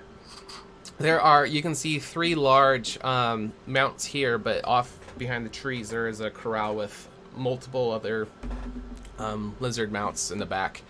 Many to choose from. They're different colors. That some have stripes, some have dots, some have short tails, long. There's a bunch to choose from. I do have a quick question, DM. My Heart of Darkness says that though they might fear you, commoners will extend you every courtesy and do their utmost to help you. Okay. You can certainly try. Yeah, you can try. Calm down, Matt Mercer. All right.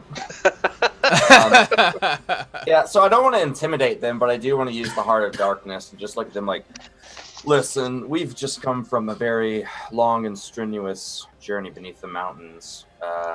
Faced many horrors and traps, and, well, to be honest, a friend of ours is in some trouble, and we need to get to Candoria as quickly as possible. It would be a great courtesy that would be remembered if you would just give us a hand here.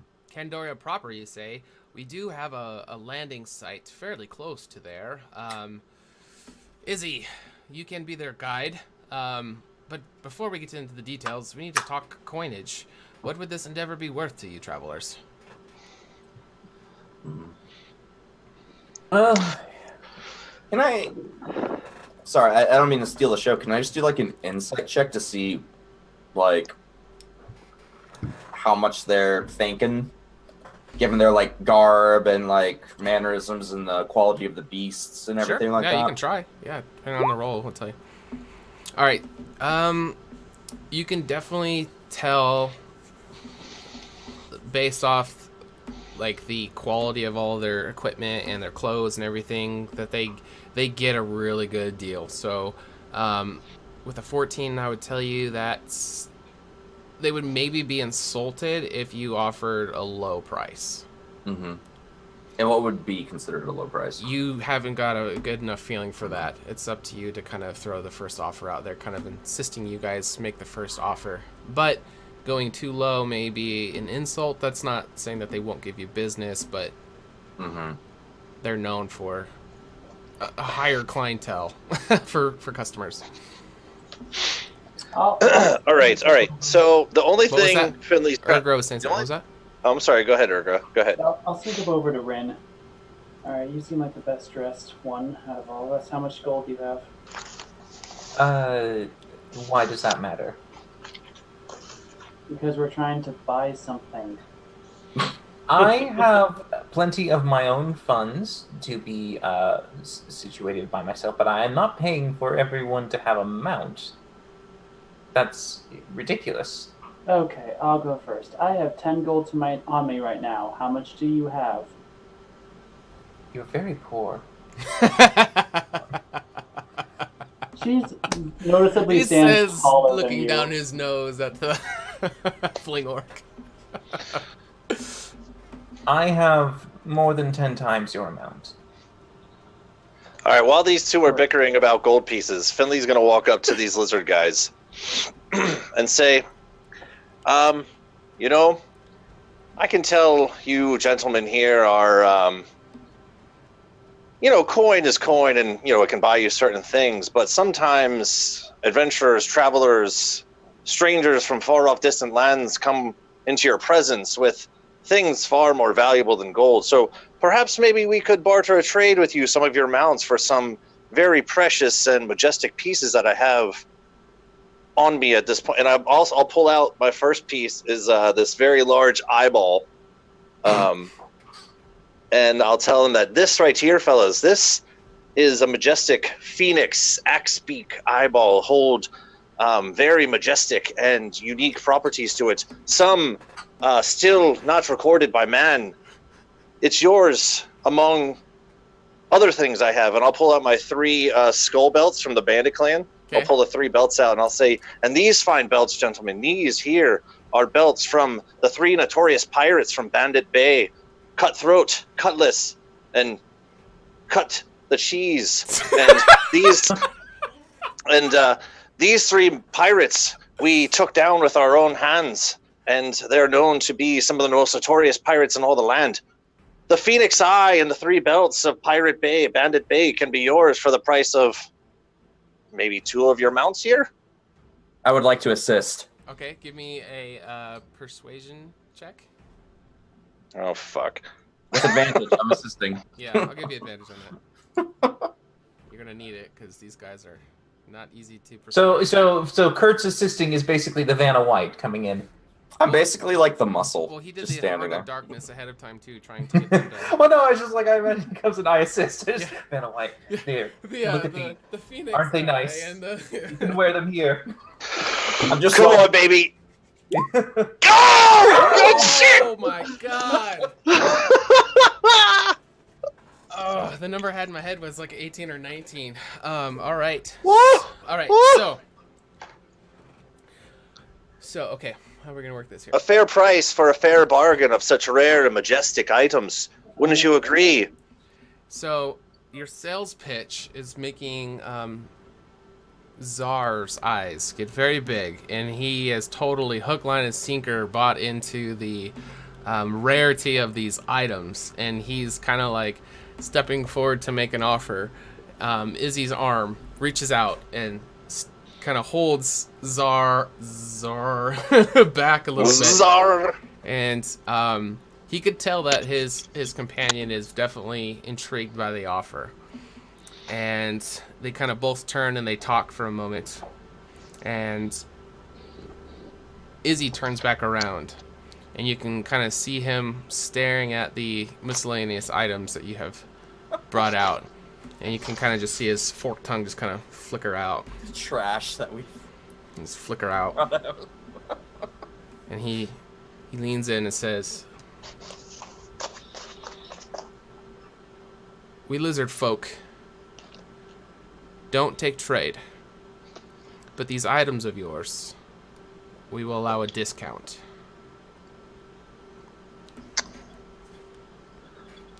Well, I can tell you, gentlemen, strike a hard bargain here. What kind of discount are we talking here? Because the longer this discount takes, I'm going to take one of the pirate belts and just kind of slowly start to put it back in my bag. 50%. Czar will just blurt out 50% off. See, now that right there is a man who knows a deal when he sees it. So, 50% off 2 of your finest flying glider lizard folk mount things. How much are we talking here? He kind of pulls out this little abacus thing and does some math, and he says 4.5 gold pieces will suffice for the ride. I'll give him 10. 10? Yeah, I'll give him 10. Be like, your business is very much appreciated. All right, so if you offer out 10 and the trash. the mythical items, Izzy will turn to Czar and he'll say, Czar, take these filthy saddles off and get the good ones. And he'll go off and he'll come back with like these gem and gold laced ones, and they'll perfect. They'll go into the back and they will bring out 5 of these like the biggest, brightest colored lizards that are just got these, super bright colored stripes on them and everything. They look like they're just, the best. And Izzy will kind of start lining them up. I'll move one of them just so we kind of know. So he'll kind of give some instruction. Izzy will kind of give you guys instruction. Izzy will give instructions, and Czar is going to go with you guys.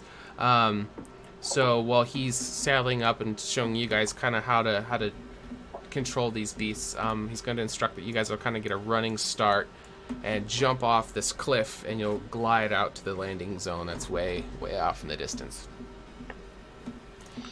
I'll approach the two as they're, after we discussed everything. We're like, now tell me, how much for one of these beasts for us?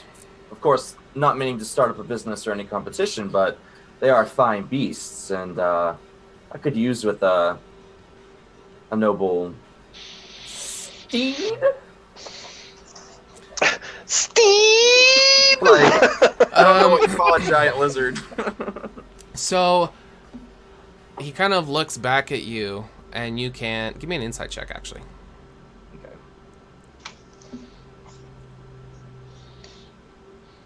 I can do those.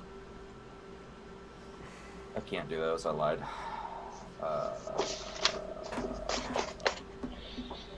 That's so great that freaking... Oh my god. So, yeah, if you didn't crit, you would have been fucked. So you can tell that he's kind of insulted by it, and he's going to kind of ignore the question.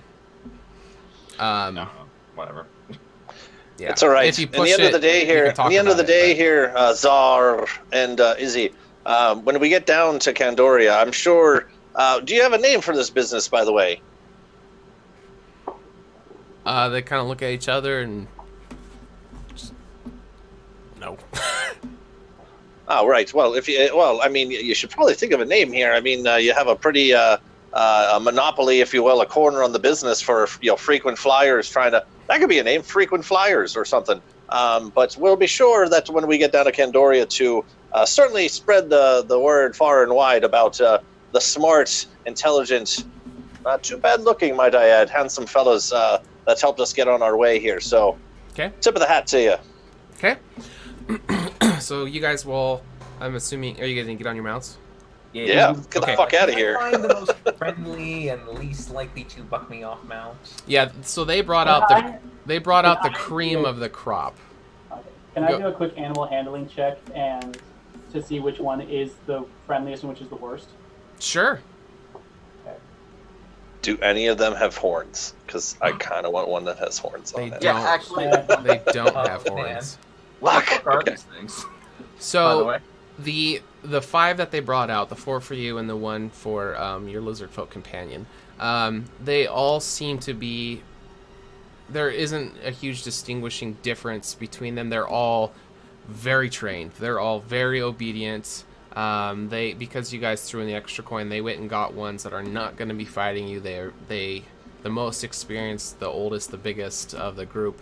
And they've done this many, many times, you're assuming. As you get on there, he kind of gives you a quick rundown of basic controls, but most of it's just going to be hold on.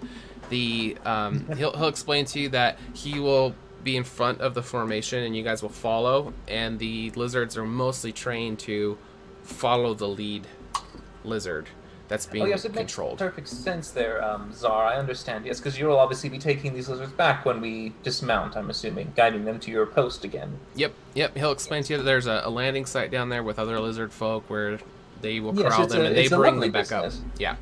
Do you have mostly people coming here for recreation? Is this more of a joyride for folks who come by? It's a combination of both. There is some activities that take place on the mountain. Mostly it's going to be a lot of the Bane that use these for transportation, for quick getting back down really quickly. Very nice. I'm glad you found a niche for your business. But you will hear him kind of under his breath make a snide remark about how the Revenant have been stealing lots of their business lately with their teleportation pads, but those bitches. Ah, yes, those are very effective, aren't they? Taking the fun out of nature. You can certainly have efficiency with the teleportation, but I will guarantee you, Izzy, as I am the most renowned historian on Pandoria, that I will make sure to highlight this as an experience to enjoy the thrill, nonetheless. He will nod and look back to you guys and tell you guys all your positions and kind of explain how it's going to go. And ask you if you guys have any questions before you launch. Well, I mean, I have to walk up before I mount up. Oh, there's a heist going on. I'll jump in on it. I will pull out the 3 pirate belts. I'll hand them over. Who's taking us down, Izzy or Czar on the main one? Czar's taking us. Czar. All right, so I will hand the belts to Izzy. Right. Okay. And I will carefully hold the Phoenix Axe Beak Eye, and I will say, now be careful with this because lo and behold, I don't even know the power that it beholds. So might want to just tuck that away for a bit before having someone looking at it. Okay. Just very carefully. When he takes it, I'll be like, okay, it's yours now. Okay. And I'm gonna go hop on a mount. And a pleasure doing business with you. And you'll see him walk it over into one of the tents, and he'll start to put it into this chest with the curtain or the flaps kind of close as he's in there. Smart. That's very smart. Can Finley prestidigitation fly to the Valkyries as we soar on these lizards? I think me and Rin both can if that's what you're requesting. Well, I mean, Finley can make the faint sound of it, but I can certainly give you a full-on minor illusion of this very loud trumpeting noise if you want. I wasn't asking for a dick measuring contest. Well, I just didn't know if you were wanting like tiny little elevator music is prestidigitation where it's just like. But if you wanted like a full-on da da da da. Oh. Yeah. No, we could do that. Especially as we land, because I want us to look badass when we land. Okay. Oh, we can certainly do that. Yeah. I have minor illusion too. Just saying. I'll just let you guys pick the colors of your lizards, just because there was lots to pick from. A base color and a stripe color. Is there any preferences, or do you not care? I'll take a striped. Whatever looks most badass for me and Kurtz. Yeah, black and yellow. Yeah. Black and yellow. Okay. Yeah. Urbra will pick whichever one camouflages best with the sky, so she doesn't get shot out of it. Oh, okay. It's like a blue and white kind of. Okay. Rin will take whatever looks fancy, and whatever it does, he will prestidigitation his clothing to match the. Oh, perfect! Nice. That's epic. Nice.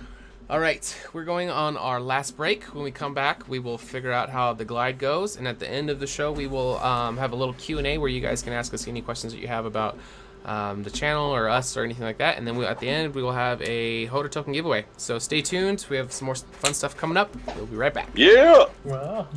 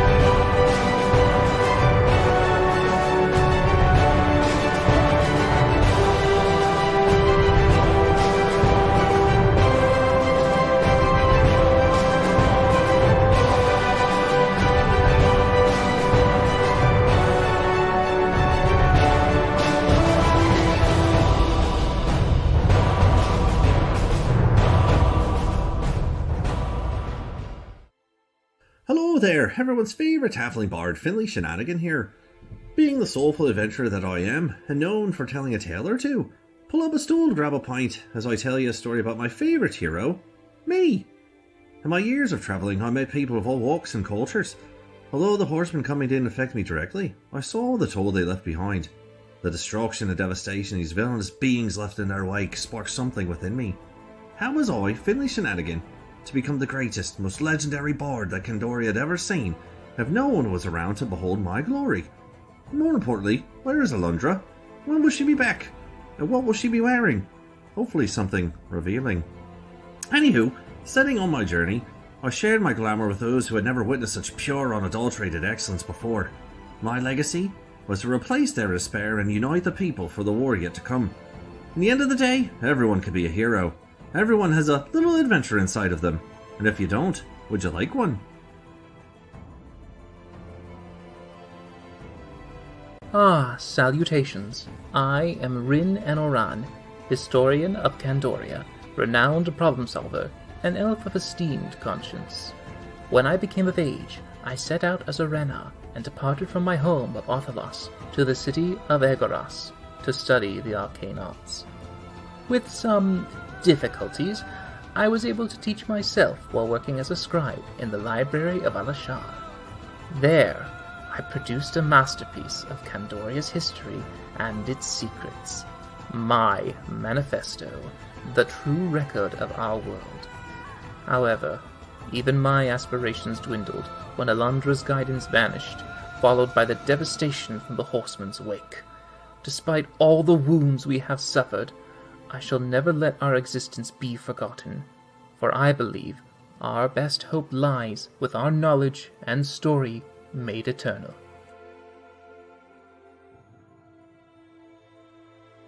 My name is Kurt Glaskin, and I have lost everything that I've loved in this world.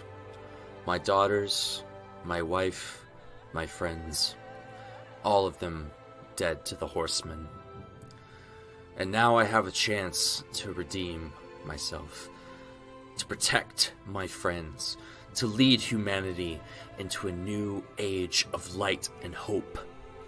Alundra abandoned us. The goddesses abandoned us and left us with these monsters. And I want to take everything from them that they've taken from us. I live in a world of blood and hatred and violence, and so I will become that violence. I will be that hatred, and I will be exactly what we need. A sword against the darkness.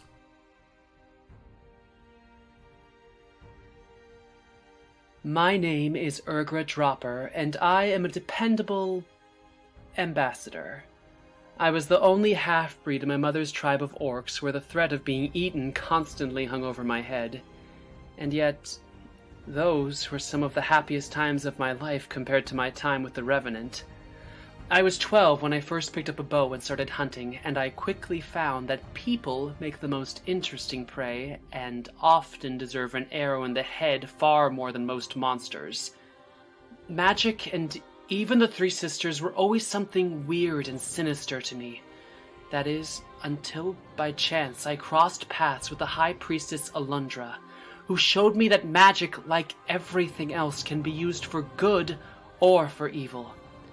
And that's what I'll keep on repeating to myself every time one of those stuck-up magical morons say something that makes me want to cut out their tongues. The following program features adults using adult language. You have been warned.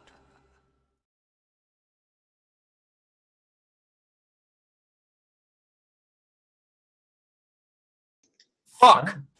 All right, and we are back with the loud fuck as the intro. You were timing it, weren't you? I saw you. You were looking at it. You were waiting for it. All right. Welcome back, Waiting everyone. for it. And we are on our last home stretch. So we left off with you guys are on the edge of the cliff, getting ready to launch off. Anything you guys want to do before we do? No.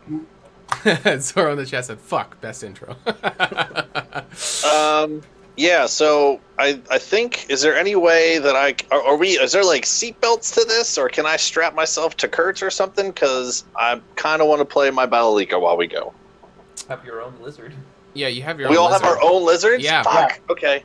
So there's 5 of you. You're being led by the lizard folk, and then you each have your own mounts. So the Jesus. the side webbing, kind of like the rib cage skin that kind of flips out, is all tucked up on the side of the lizard. And then as he explains before you guys go, that once you take off, they will kind of deploy this out, and that's will cause it to glide. So they can't actually fly, they can't flap it, but they will glide. But they're able to go very far forward for their rate of fall. And you guys are really high up on the mountain, so you should be able to Let's do cover this shit. a lot of ground really quickly. So excited. Cannot wait. Let's go. Right now. So the lizard folk will lead the flight, but how are you guys going to want to follow? I'll be in the back just in case something goes wrong. Okay. I'm assuming we're going to have to do the flying V pattern, so I'll try to be as close as I can to the first head lizard. Okay. Yeah, right. If we're going to Flying V, I definitely want to be up at the front row of that, like behind the lead.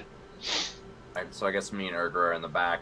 Okay. So Urgra, me, Kurtz, Finley, Ren, and then what's his face?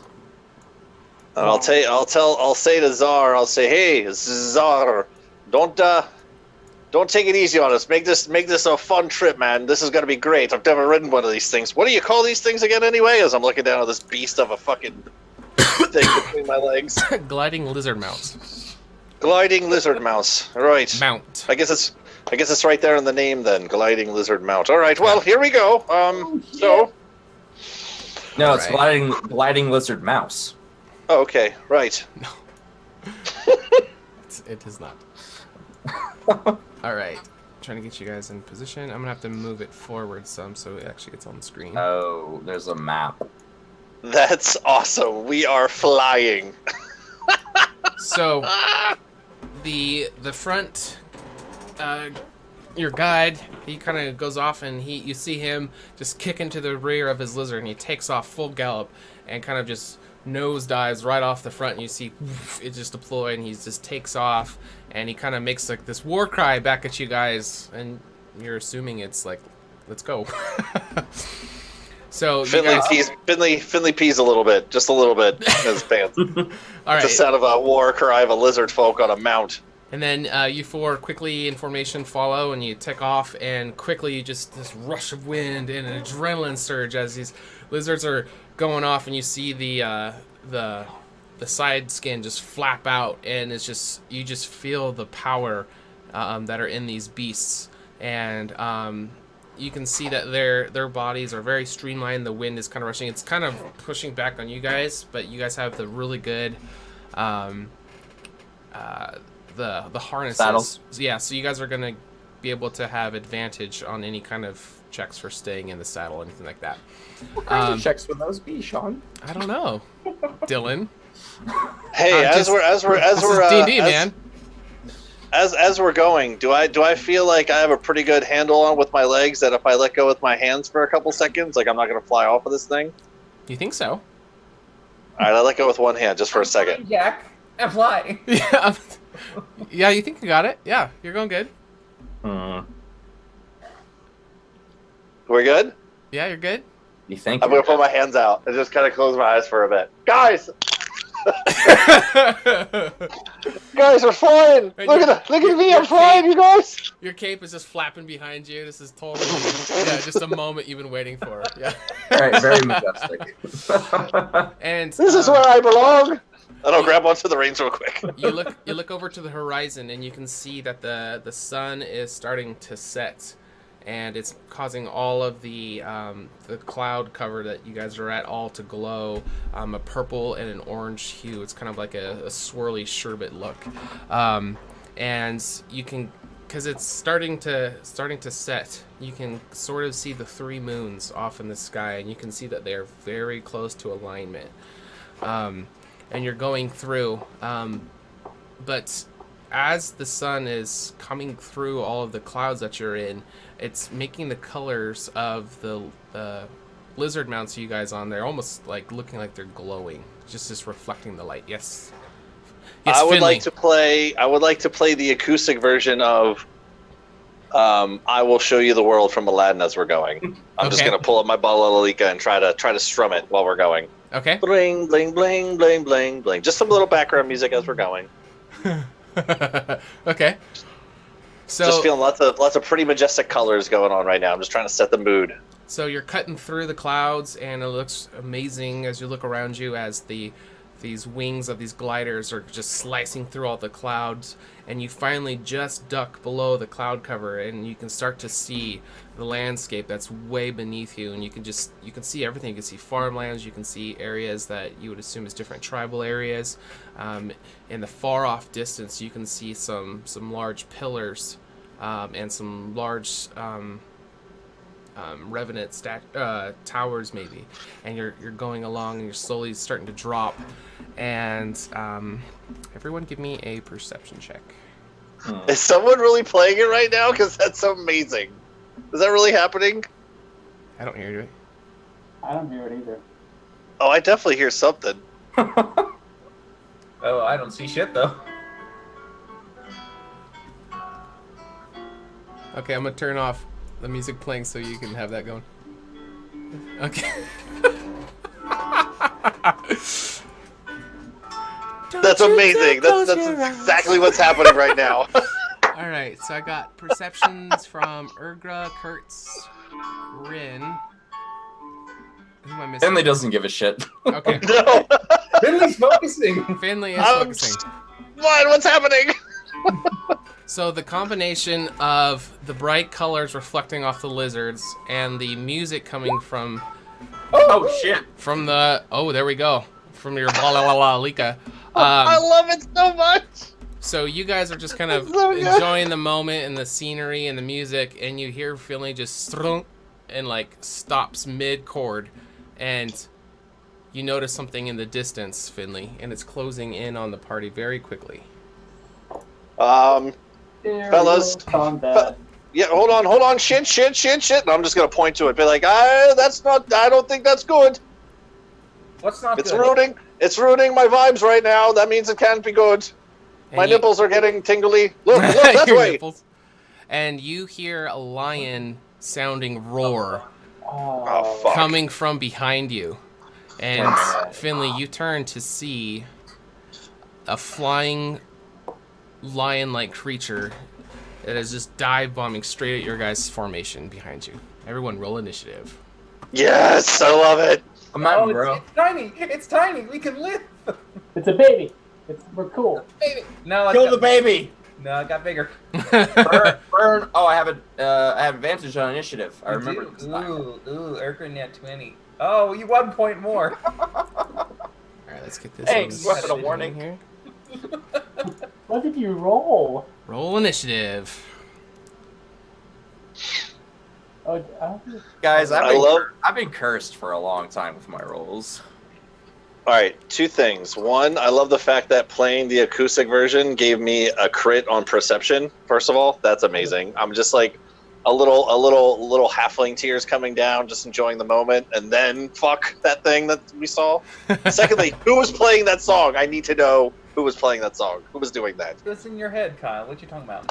Oh, no, all right, that narrowed it down. Oh, that's amazing. I legit didn't hear any music, so I do think it's in your fucking head. what the heck happened to my Alright, so we initiative? got Rin. That's fair. We need. That's fair. Lizard folk. All right, Okay. let's get this Curse Glaskin battle song going. And I need this guy. Shit, guys, I don't have much I can do, but I'm going to try to do the best of what I can do with what I got. Alright, who is I think I feel. There we go. Oh, shit! Kurtz, Finland's. Okay, we are all in there. So let's go with descending.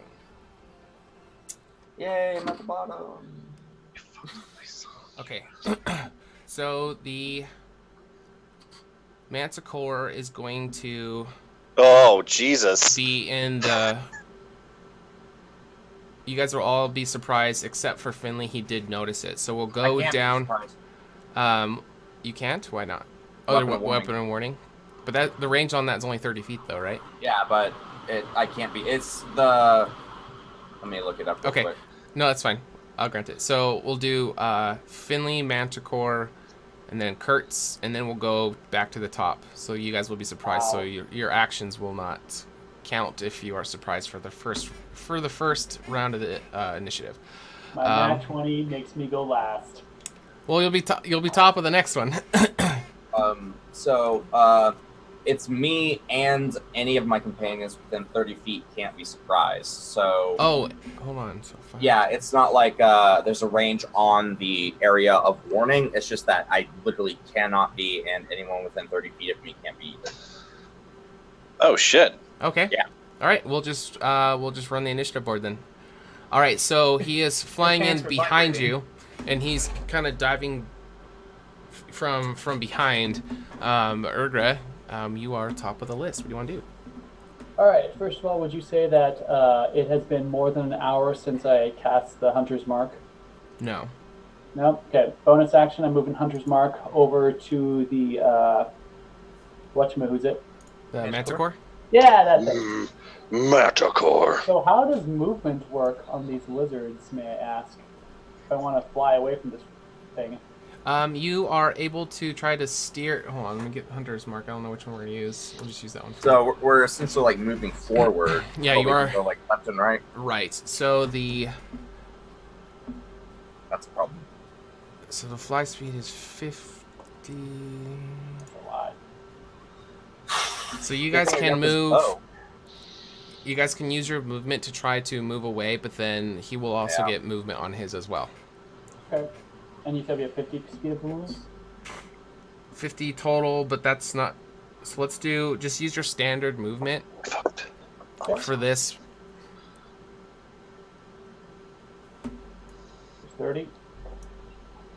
And so I will bonus action Hunter's Mark, and I'm going to pull out an arrow. I'm going to shoot at it.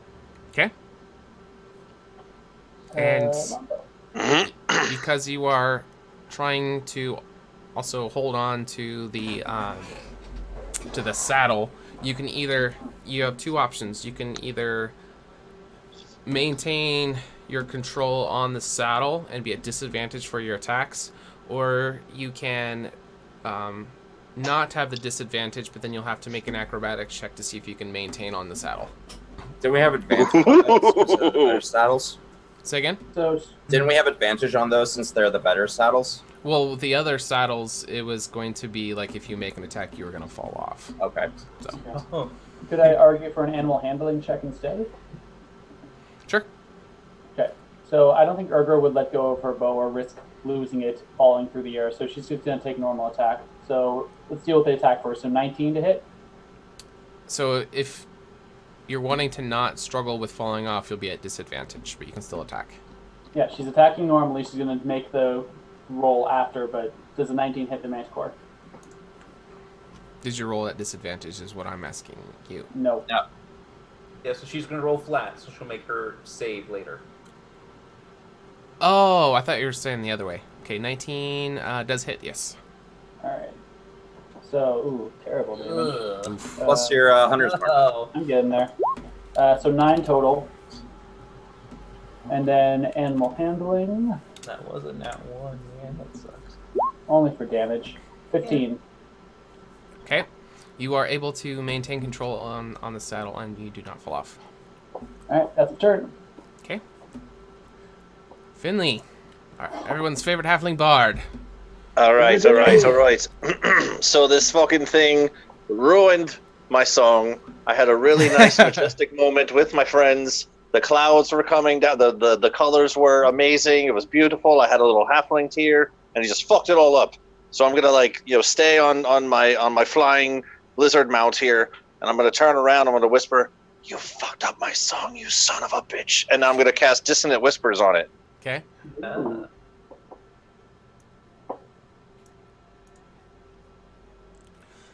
Boink. Sean, Wisdom saving throw. saving throw. I want to say DC 14 for Finley. He failed. Woo! 3d6 So I think- Finley. I think I can just do this. 3d6 And psychic then- damage. Yep.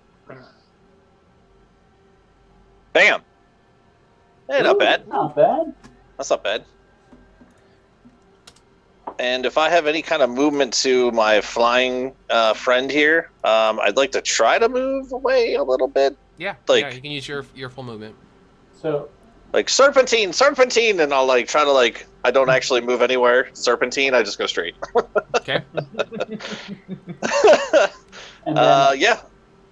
second part of that spell, it has to use its reaction to immediately move its full movement away from us, Right. or directly away from Finley.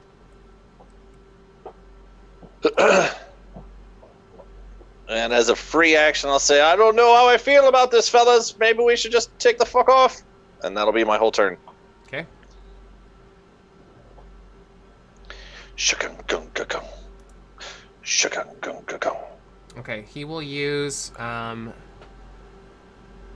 dash to use the second half, so he can get back closer. Into the fight. Into the fight. So just beat it. We'll start moving towards Kurtz, since he's in the back end of it. And you'll hear a large roar coming from him, but he is out of distance to make an attack, bringing us up to Rin. What do you want to do? Okay. Well, I'm just looking back, probably just going, fuck! I'm just immediately moving as far as I can away in the first movement, just because it's 30 feet, right? Whatever. Yeah, your if you movement is, if you hold your token down on the mouse and hit. Oh no, I know. I just Okay. wanted to make sure it was 30 because I'm quite far away compared to the rest of you two, and I'm just like, why didn't you go this far? But no, I'm zipping it away because I have nothing to help at this point, and I'm just gonna look around and just go. Okay. And I'm gonna turn and I'm going to, just in case, if I feel like I'm going to test it and see if I can, so I'll probably be making it with disadvantage, but I'm going to hold a firebolt as an action in case the creature attacks any of my friends to hopefully try and blindside it or get it to kind of go away. Okay. But yeah, but I won't initiate violence on it because I don't want it to come after me. Okay. Okay. So hold action. Granted. Yeah. Okay. And Kurtz. So this guy is right Yeah. on your ass. So can I back up Like, can I move like I would normally, or Yeah, can yeah. I only go forward? Yeah, you can back up towards him, yeah. All right. It would just be, a move of slowing the lizard down, and that would... My time to shine. Yeah. All right, so I'm just going to pull back on the lizard's reins, or Okay. I don't know how the fuck we're controlling these things, Sure. actually. And sort of glide back to get into melee range with it. Sure. I'm going to do that thing I do, only this time I'm in the air. Do you want to impose the disadvantage? Or the... Nope. Okay. If I die, I die. That is a hit. All right. And then I will do an animal handling, 'cause that's better than my dex. Okay. Hey. All right, you are able to maintain control on the lizard. The whole time I'm kind of shouting, trying to distract it from the rest of the party and telling them, like, kind of just waving at them to, like, get going and get the fuck out of here. Oh, like just trying to pull aggro? Yeah, aggro it, and then just at the same time trying to be like, go, get out of here. I'll take care of it. Okay. His attention has been focused on you, and as you drop back and you attack him, he is going to be trying to rip you asunder. Hurt you in the face. All right. Yeah, I'm never using animal handling. That's a -6. So Czar is going to see you fall back and engage with the Manticore. And he's ballsy lizard. And he is going to tell you guys to just proceed, and he'll kind of point in the general direction. He's like, just proceed down that way, and he's going to pull back on his lizard, and he's going to join Kurtz in the fight with the Manticore. This dude's my boy. Told you I like Czar. They give good customer service, man.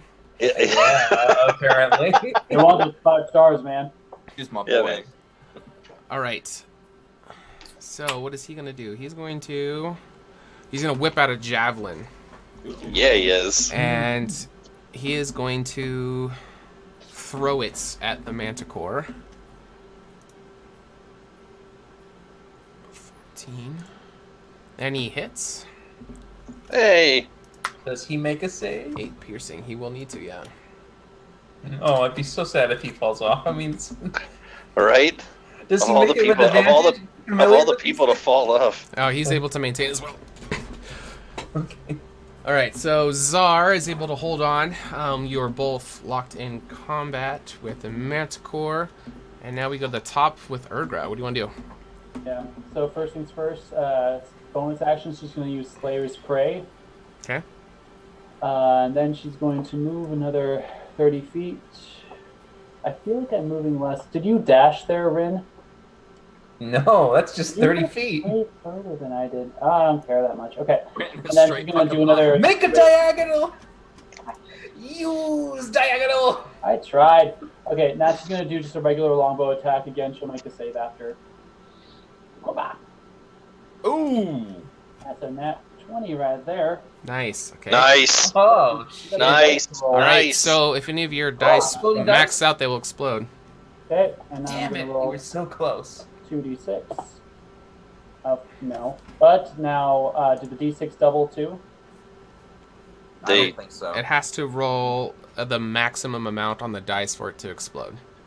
But I mean for crits though, because for crits you No, normally double. Do you Yeah, want you- to double the you dice or double- the actual You number? you should double all dice. It's all dice rolls. But isn't Hunter's Mark just a d6, and that's why you rolled 2d6? But no, but I have Slayer's Prey, which is another d6. Right. Oh. So do you Yeah, want me to Hunter's roll Mark, two- Hunter's Mark, and Slayer's Prey would both be doubled up. Mm-hmm. So It's another- all dice roll. You just don't double up your mods and stuff. So DM, Does that do you make want me to do you want me to double the value or roll twice the amount of dice? It's your call. Oh, roll them, dude. You, might get another max Yeah, die. you can roll them out again if you Yeah. want. Because if one of those gets a 6, then it's supposed to. Okay. So what's Okay, your so total damage? 25 total. Woo! That's a big hit, dude. That is an eyeball piercer. Shit. And see, and that makes sense too because you crit on your longbow with a Hunter's Mark and a Slayer's Prey. Like those three things critted together. Like that's awesome. That's a lot of Yeah, damage. so- Holy fuck! That was a good hit, man. Now she turns around and just like pulls the arrow and just like shoots it, and she goes to try to go right beneath one of the wings. Okay. All right, Finley. So as everyone's launching into this thing,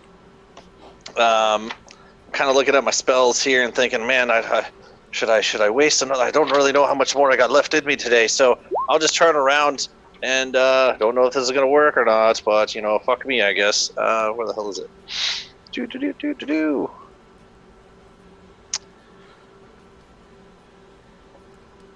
Yeah, I'll be like, ha. You mean a manticore? You mean a manta boar? And I'm gonna cast vicious mockery on it. Seeing my friends gathered around, I'm gonna try to get this thing disadvantage on its hit. So I will go ahead and cast vicious mockery onto it. I mean, you should probably change the name to Dad Joke Mockery or something. Right. Straight up. DC 14. Ignore that. He failed. Okay. So 3 points of psychic, I believe, and disadvantage on the next attack roll it makes. Okay. Sweet. Do you want to move? Yeah, I'm gonna try to shimmy my way over this direction with Rin. Just kind of like, Manta boar, and fly over that way. Ergra moved. Kurtz, you and the lizard and the manticore, because it's not standing and fighting. It's not like. Mm-hmm. You're there the whole time. It's kind of like back and forth and wind gusts and everything.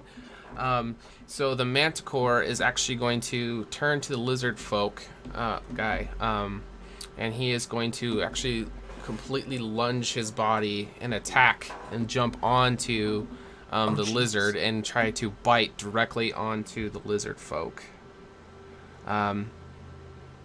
Disadvantage. Firebolt. 11. Yeah. Okay. So him landing on the lizard, the mount, is going to knock the lizard folk off the lizard, and the bite is not going to damage him, but he is now grappled with the lizard folk. So you see Czar being completely wrapped up in this manticore as he's trying to bite him. He didn't hit him, but he's now off of the lizard, and the mount is going to keep flying on without him. Just following the group of you guys, but you see Czar scooped up in the manticore as he's just trying to rip at him. He's, trying to do whatever he can, but... I launched my held action to try and see if I can get that guy to release the lizard folk. Okay. Don't do that! He'll fall! Go ahead. Go ahead and make the attack. It's a disadvantage because I am bad at saving my life, so... 7. Towards the manticore? Yeah. That's a miss. That's not my action. That's my held action from last round. Once the thing teach you how to aim. So So, but the lizard folk is being held in the grasp. You said. Right. Yeah, he's grappled up into him. So he has separate wings, so he's using those to fly while he's grappled onto. Czar. Ah, damn it. It is now your turn, Rin. Oh God, what do we do for him? Kurtz, do you have a plan? No! And I'll kind of veer back a little bit because I don't want the guy to die. And I'll probably use just a I'll try to firebolt the thing again at disadvantage to see if I can get it to not bite down on him. Maybe the face. Say that again. Sorry, let's look at the chat. What was that? Just trying to hit the manticore and see if I can singe its face enough to maybe make it not like bite down. That's all I'm trying to do. Like magic missiles, is that what you're doing? No. It's a firebolt. Oh, okay. It's a firebolt. Okay, go ahead. At disadvantage. 6. Okay, it misses. So you're falling back, just throwing fireballs, and it's just passing right Fireball past is my him. worst fucking attack spell. But it does make a spectacular, fiery, misty display when it hits the clouds. Oh, so pretty. Okay. Aesthetics. All right. So That's me. As we're moving into Kurtz's turn, you guys are all descending into a large bank of clouds, and now it has completely obstructed your vision. So you're still descending out. You can still hear each other. You have no visual on each other. What do you want to do? How high are we off the ground? Still very high. Maybe about Yeah, about halfway down, maybe. But now being in the cloud bank, you have no idea. Because I have an idea. It's a really, really bad idea. That's kind of Kurtz's MO, though. Yeah, that's what I'm struggling with right now.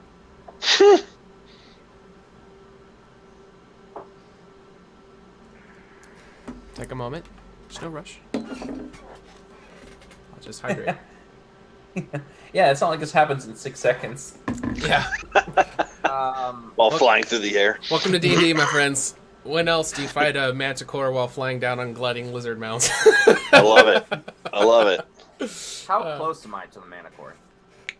You were within 5 feet of him, but now that you're in the cloud, I mean, you can hear the noise of where he's at Czar. I mean, if I'm within 5 feet, I should be able to see it, at least the silhouette, right? Yeah. I mean, you have a general idea of where he is. Yeah. Is it within jumping distance? Yes.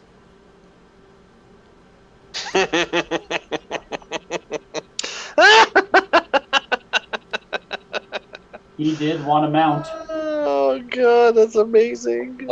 Manticore mount?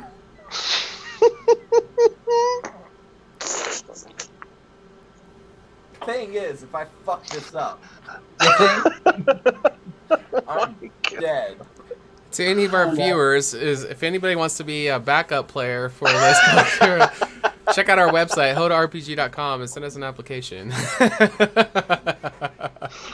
We're so close to the... All right, do what you want to do, man. What do you want to do? I have no idea. No, what would Kurtz do in this moment? Not... What would Kurtz Gladskin do? Yeah. Take your time. Shit. Okay. Well, what Kurtz Gladskin do? And you can table if talk he this were with here your right fellow now, players too. he'd probably kill a manticore or two. That's what Kurtz Gladskin would do. I am going to, if I can see the creature clearly, and if I am within distance.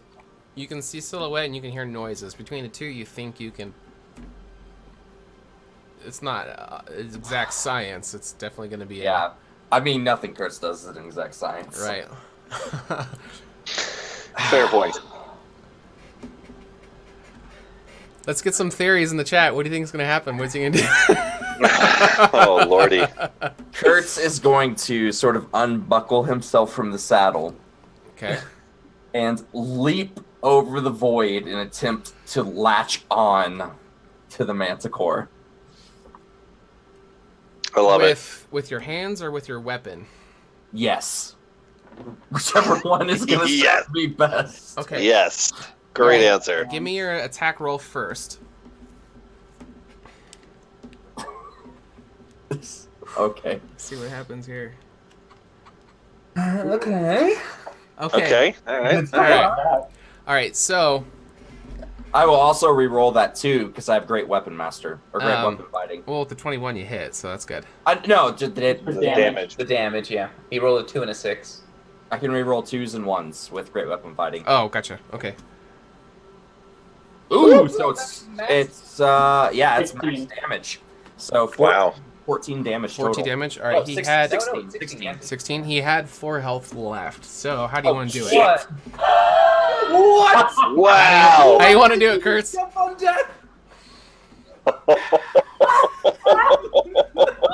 I'm not making up. He really had 4 health left. I don't know. All right, so okay. Here's what I want to do. I just stand up in the saddle and just sort of breathe, and then just leap and sort of drive the sword into the back of the thing, twist, and then grab onto the wings and try to glide it into the ground. Yes. Okay, so the manticore is going to let out a blood-curdling roar, and you see his spiked tail just kind of whipping around, and then eventually kind of go limp and just flapping in the wind as the life just drains from its body. It releases Czar. So you see Czar's body start to just free fall. Fuck. He's trying to do the whole Tom Cruise Mission Impossible, like guiding his way down. So he's now free falling from the manticore. you reached out and you're grabbing onto the leather wings and you're trying to keep them kind of floating out. Give me an animal handling check. Can I do athletics? Because it's dead. No, give me animal handling. Shit. Yep. This is the epitome of handling an animal. You're free falling. A 12. All right. So you are not able to control it, but you are able to use the wings to at least keep upright while its flail body is just kind of limping out, and you have your legs wrapped around. I literally am just trying to land. You have your legs wrapped around the waist of this beast, and your arms are extending out, trying to keep control. While Jesus Czar is free falling. The whole time the rest of you just hear fuck. All right, so you're starting to lose control, but you're maintaining slowly. We go to Czar's turn. He's going to let out a really loud screeching noise, and it is going to call his mount back towards him. So the mount is going to use his full dash amount, and he's going to be able to scoop up the lizard folk. And he gets a 16 with dexterity, so he's going to be able to land on the saddle, but he is going to be actually backwards, though. But he landed on the saddle. So he's back on his mount, but that is going to be his turn. Manticore is dead, so we'll take him out of initiative. So it's more of a, what do you guys want to do from here on? We're no longer in combat, but... So are we still in the clouds? At this moment, he still is, but very quickly you guys are going to pass out of it. So we don't have to follow the turn order anymore, but this encounter is not over until this thing is resolved. Right. So hearing Kurtz start swearing, and since I have Hunter's Mark on the Manticore, I can find it really easily, even if it... So I'm going to lead my lizard back over there as quickly as I can. Okay, go ahead. Do you want, perception, or what do you want? Are you dashing to get all the way over there? Yes. Okay, so as you get halfway up, they are just clearing the bottom of that cloud that was there, and you are able to see. Zigzag, what the hell? So, can you tell if you Hunter's Mark something, if it dies? Can you tell that when it's marked, or is that not something you're privy to?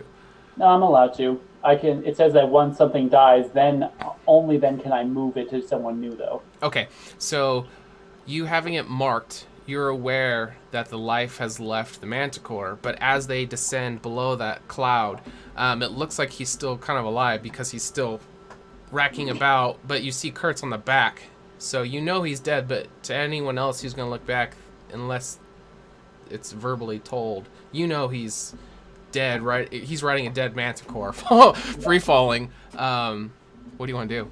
So I'm dashing towards Kurtz, and at the same time, I'm just yelling to everyone, "It's a dead horse! It's a dead horse! It's a dead horse!" What?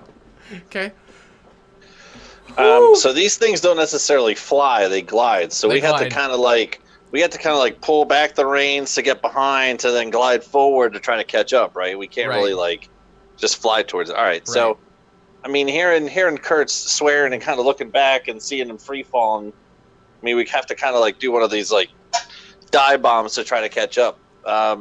That's what Finley's gonna do. I'm gonna try to catch up. Okay, so you and Rin are not. Wait, who got the killing blow? That was Kurtz. So yeah, Kurtz. so you two, that was epic. Yeah, so you two are probably still thinking the Manticore is still alive. Kurtz and Urgra know that it's dead though.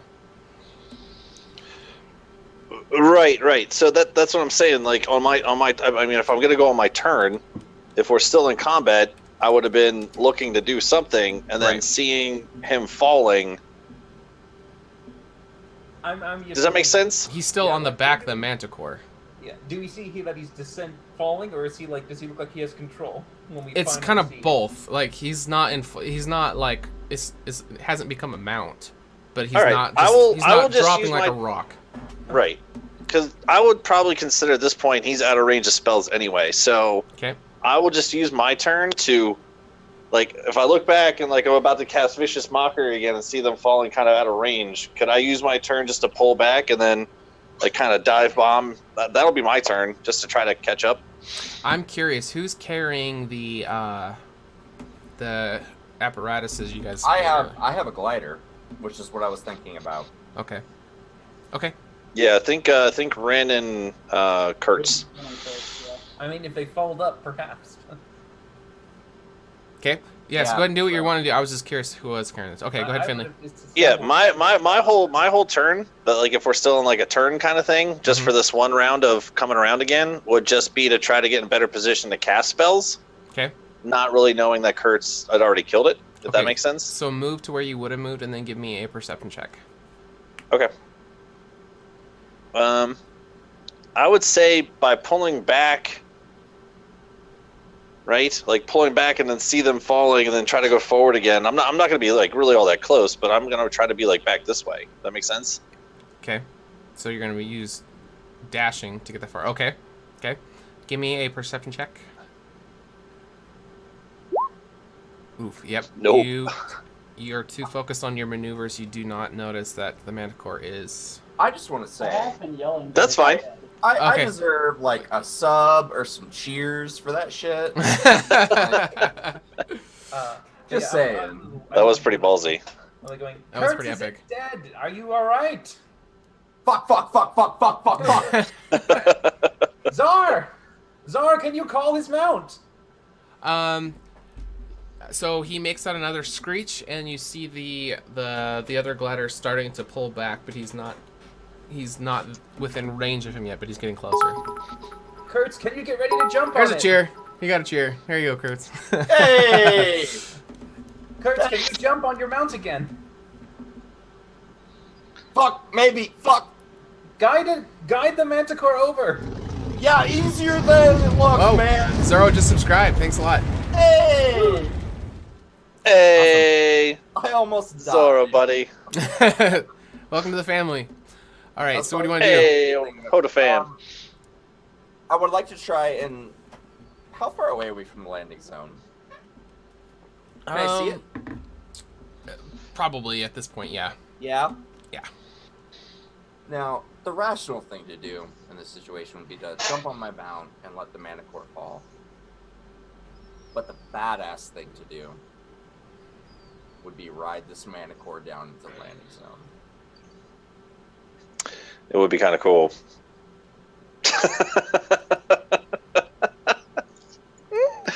Just saying. How many more, say, turns or checks do I have until I hit the ground? Well, you pitch to me what you want to do, and we'll go from there. I would like to guide this Manticore corpse down into the landing site in front of the rest of these fucking lizard men, and, like, as it crashes into the ground, just sort of climb off it like a fucking badass motherfucker. So, if that's what you're wanting to do, I will allow that, but you're going to be almost at terminal velocity speeds. So I'm gonna say, Kurtz, why aren't you jumping Well, that's why I kind of want to like use the wings. It'll slow it down. You can kind of direct it, but the thing is not a lot. You're not able to flap it. It's not a glider, you know. Will I survive? Doing that, probably not. I mean, you'd be looking at like a critting and acrobatics, and have something else pull out your like something. Right. Somebody would have to assist with something. I'll jump to the lizard as soon as. Kurtz, are you trying to stay on the Manticore? I'm a badass. You guys can try to collaborate something, but just If you. No. If you're worried about jumping, Kurtz, I can slow fall you. Oh. Are you fucking kidding me? Why aren't you asking me questions? You're making assumptions, and I'm asking you. I like how this conversation's happening at like 160 feet down as we're going. Why don't you just say something? I'm fucking dying.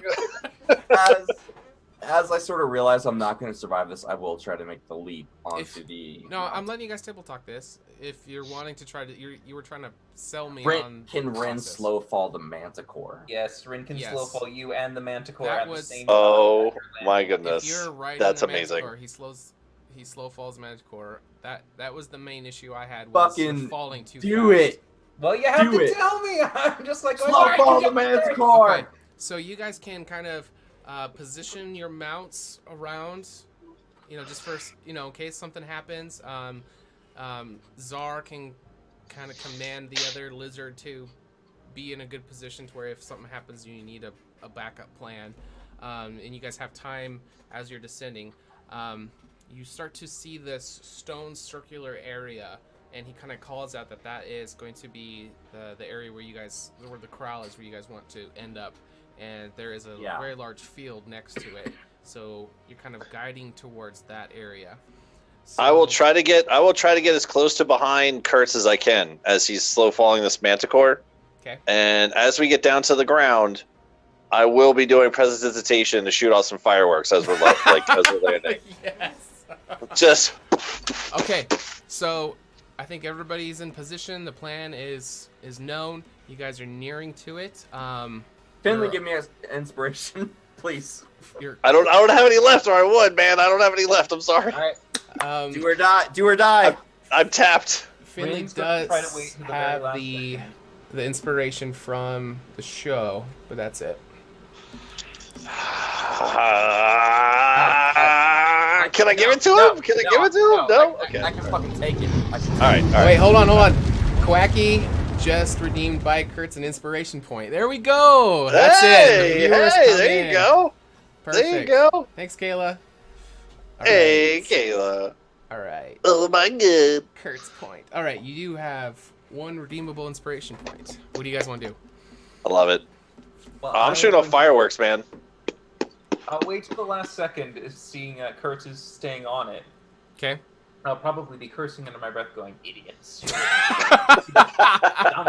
Yeah, I'm an idiot, but isn't the most badass thing you've ever seen? I mean, he can say that, but I'm just going, stupid. Forcing me to waste his spell slot, forcing me to waste it for him just because he wants to look like a badass. Stupid. And then, because I know it only lasts a minute, so I'm going to try to do it when we're about maybe 100 or so feet away from the landing spot. Sure. But then once we get to that point, I will, just because I know its number is high, I will just go ahead and pick all the creatures, all the flying lizards, along with the manticore and Kurtz. So I can choose five. So it'll be manticore, Kurtz, and then us three, just I guess. Okay. If he does it on me, though, doesn't it apply to the mount? Nope, it's individual. Okay. Individual, yeah. But yeah. All right. But I'll do it to make sure that safety net is thrown out. But I will be casting it at a second level because that is the only spell slots I've got left. So falling creature's rate of descent slows to 60 feet per round until this point. All right, so that is going to dramatically decrease your rate of fall, and since he's waiting till the last minute.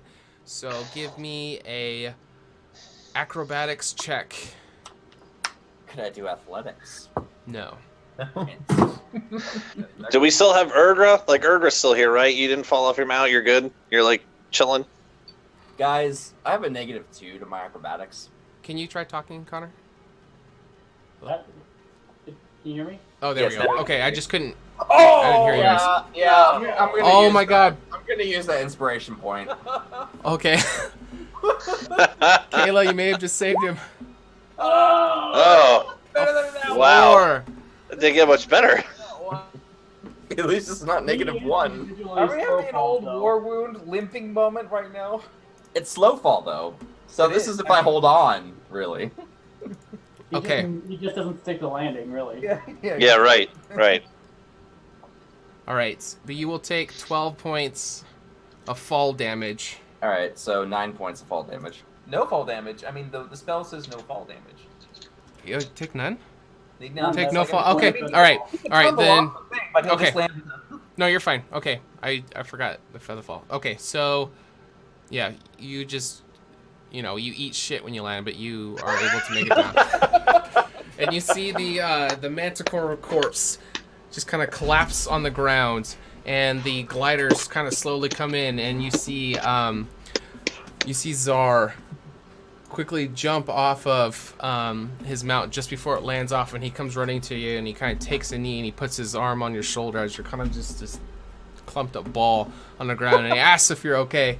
And that is where we will end the session right there. Hey! Good stuff. The one Good with stuff. marks embedded in his shoulder, coming up the Kurtz going, "Are you okay?"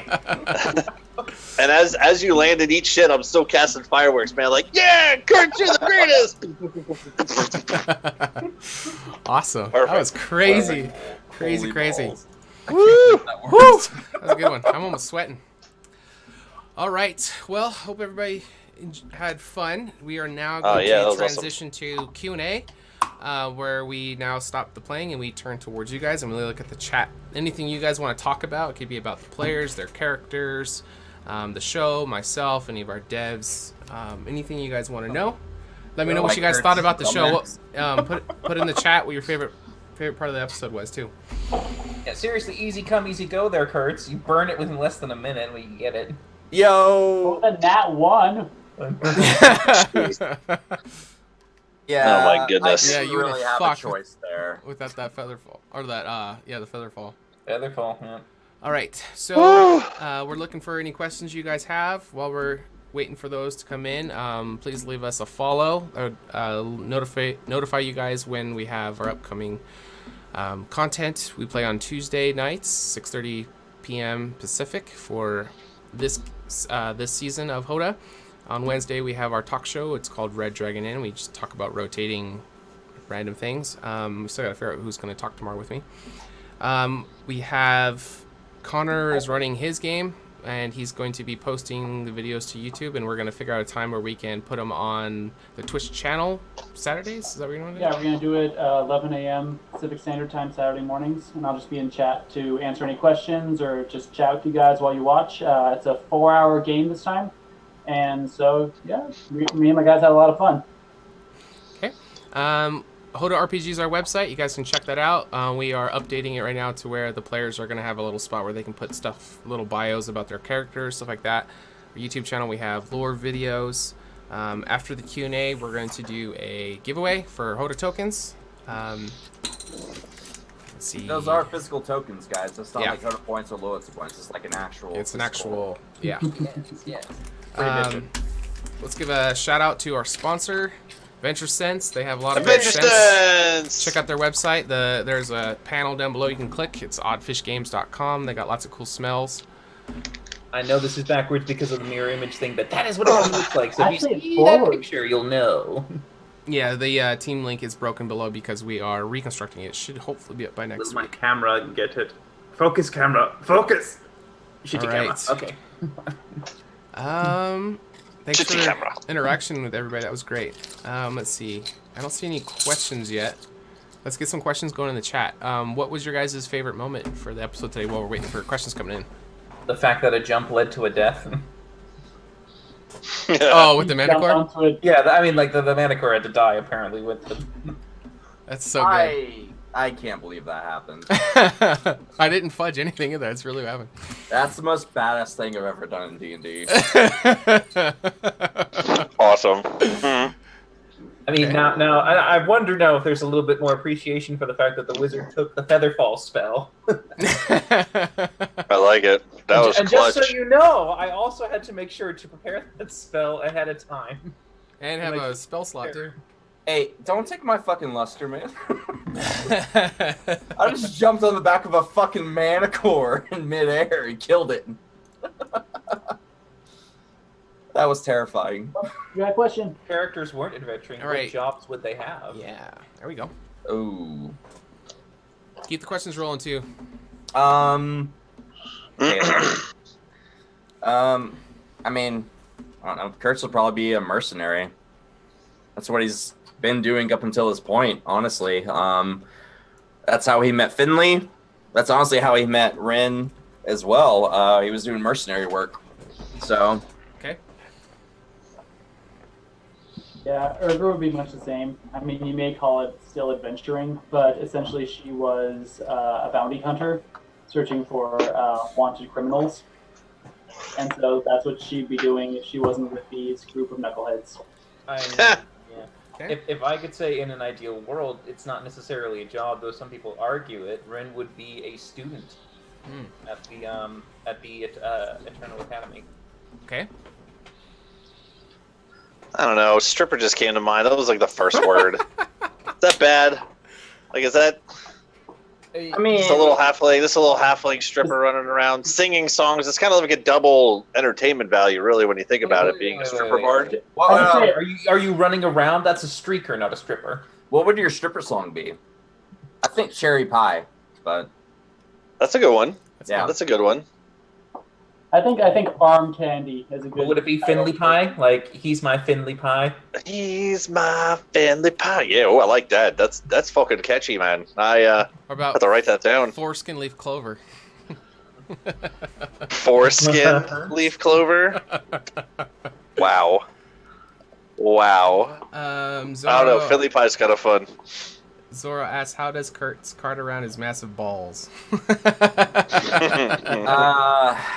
It's pure spite and hatred, honestly. Yep, that makes sense. I will be that sword in the darkness, or whatever. Yeah, I got every D&D game has to have an edgelord. Yeah. I take that mantle. Somebody earlier was asking us to do a max out heist, so let's do everyone do HotA points, see how many you got. Oh. I did that last time. Oh, fuck me. And then we'll start a heist and put It did not. Oh, boy. So 1, 3. Oh, here go all my HotA points. 5. Oh, there it is. Alright, everybody check. We'll give a minute before we start it. If you do exclamation point HotA points, it'll tell you how many you have. We're all going to go max in. You guys don't have to, but you're welcome to join us for as many as you want. 76,000 HotA points. Oh, I spelled it wrong, huh? And you do space with heist? You don't do space with heist. No, Is the heist going? No, I spelled it wrong. Is it? It's going. It's going. It is going. Okay. 96 430. Yeah, space and then your number. Don't put the numbers with it or it won't work. 96430. Holy shit! Kayla with her 44. That's so cute. That's adorable. How did it get so small? I think she went all in. I think she went all in earlier. Yeah. Yeah, she went all in earlier. Wish everybody luck. Broken switch there with a lot. I like it. Broken switch. Oh yeah, because he got like a brick ton last Kayla week. said, "Shut up, Dylan." Shut up, Kayla. We're trying to free you from prison. She saved your ass with that, acrobatics check there. Oh, she did. Yeah. The inspiration point. Yeah. Kayla and I are cool. I'm not gonna murder her when we see her, even though she's an evil witch. Oh my god. Any other questions while we're waiting for this to come up? You guys can ask us anything you want. Manticore mounting, yes. It's got alliteration in there. That. Be thankful, bitch. That's awesome. All love for Kayla. Yeah, that is definitely the most badass thing I've ever done in a D&D game. It's like, oh, you're a few hundred feet off the ground, leap onto this fucking manicore with your great sword and drive it into its spine and ride it down like a fucking badass. Did you? You know what you didn't do at the very end? I didn't have a cool action quote. You didn't stamp it. No, I actually planned on stamping it, but we ended the session. All right. Next session, just remember to stamp once you dust off. As soon as old boy, because old boy's chill as fuck. He fought the manicore with me. I'm gonna only 2 people won. Oh my god! Only no, I got Kayla and screwed. Spaz won. Oh shit! So the developers, the little rule people got their win. Wow! I just lost a shit ton of what fucking. a surprise that the fucking again. But we know what the answer is to that? The problem. Hey, Adventure Sense HotA sponsor just popped up. That was kind of cool. Look at that. We should blame Spaz. That was cool. Awesome. Son of a bitch, I'm down to 0. Son of a bitch. Same. All right. Whose idea was that? Let's get a giveaway going. Let's give away some 10 HotA points. Just thought of something. I've pissed in a couple places. I pissed in Kane's office. I pissed in a waterfall, and now I've shit in a cave. So It's true. slowly but surely, I'm making my marks across Kanto. When we find the king, you have to piss or shit in his throne room. Yeah. Oh, yeah. I'll find a way. It'll be fine. All right. So normally we have there's a cost with HotA points for the raffle for the HotA tokens, but since everybody jumped in and lost them all, we're just gonna make it free. But there's only one entry per person. So once I open it, it's exclamation point raffle, and that'll get you in. You only have to do it once. So I'll open it right now, and the winner we will send 10 HotA tokens. If you have won before, don't enter, or if you win, you just get to pick someone else who hasn't won. Let's share the love around a little bit. If one of the players wins, that they can pick somebody in the chat as well. Let's see, we got Zorro in there. We got Kyle. We got AJ. Yeah. So, what kind of smells would you associate with the Manticore mounting? Blood. Is it blood? Wet pussy? Clear sky? Oh my! Wow! Wow! Damn, Rin. Just jumped right out there. All right. Okay. Kayla just entered the raffle. We don't give her shit. Spaz just entered. We don't give her stuff. Shit, the man, blood, Goats. sweat, and Lions. like Dirty hair. Barn animals. like Yeah. some sort of animals, like a Like musk. a dirty goat. Yeah. Dirty goat. Alright. No lions, no tigers. Or I don't bears, know what a so lion or a mine. tiger smells like, so And manticores are lions, goats, and dragons. lion, goats, and Oh snakes. yeah, that's right. There's a goat in Are there. they? You're right. Are You're they? right, Connor. Oh shit. I think that's a chimera. A manticore, I believe, is a human. Oh yeah. We- Manticore's just a big human haze face. Yeah, we fought a chimera, which is a lion, a goat, and a snake. All right, Indeed, looks it's like all- Kyle won. Kyle won. Okay. I would like to give my tokens to my good friend Mr. Zorathar over there, if that would be all right. Awesome. Zorro. I really do. Congratulations, you won 10 HotA tokens. I need you to send me a PM in Twitch with your mailing address, and we'll get that sent out to you. Be a happy Thanks holder for the of sub these too, man. By the way. Yeah. Thanks for the sub and the follow. Yeah. We really My appreciate it. man. It helps us out. Thanks, Code. So send me, I'll be looking for it. It's a whisper. Send me a whisper in Twitch. And we'll keep this going and open. So another thing I wanted to do too, we're just about done wrapping up with this. We had somebody last week, a friend of mine who streams also, they rated our stream and they brought us like 10 viewers. So I was wanting to have everybody raid theirs real quick. And then if you guys want to stick around and watch them, you can, but at least let's go help him out for that. So, Zoro, okay, just got a whisper from him. Yep, that's it right there.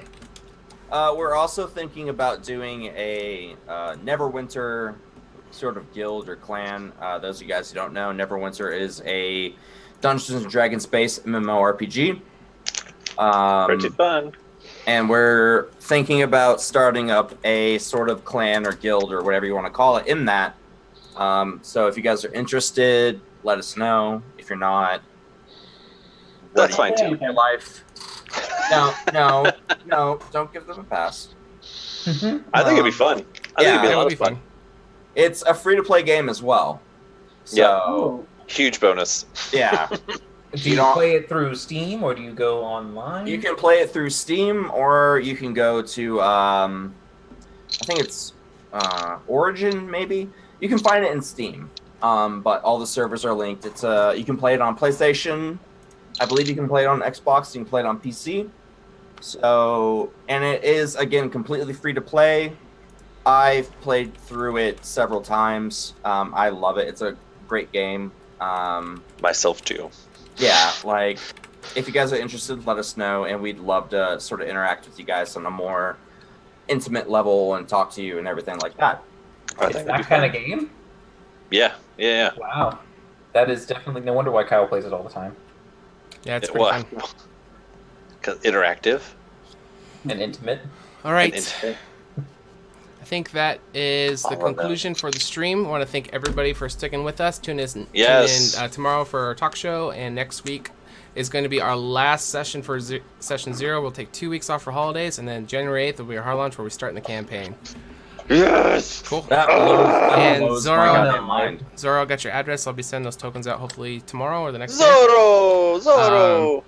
So I'm going to be kicking us over to King Ninja Bob. We're going to raid his channel real quick, stick around for a few minutes, and then go about. All right, see you guys next week. Bye. Bye. Thanks for hanging out. Thanks everyone. Yeah, thank you. Rating in 7 seconds. Adventure Sense. Look it up. 10 viewers are Tell them reporting in HotA sent ya. 3, 2, 1. Whee! All right, I think we're over there. Are we? Are we? I have no idea how it works. I don't know. I don't know either. Oh wait, raid now. Is it just There gonna we pull go. us up There we on go. there? Is it just gonna pull us up? Yeah. Stop streaming.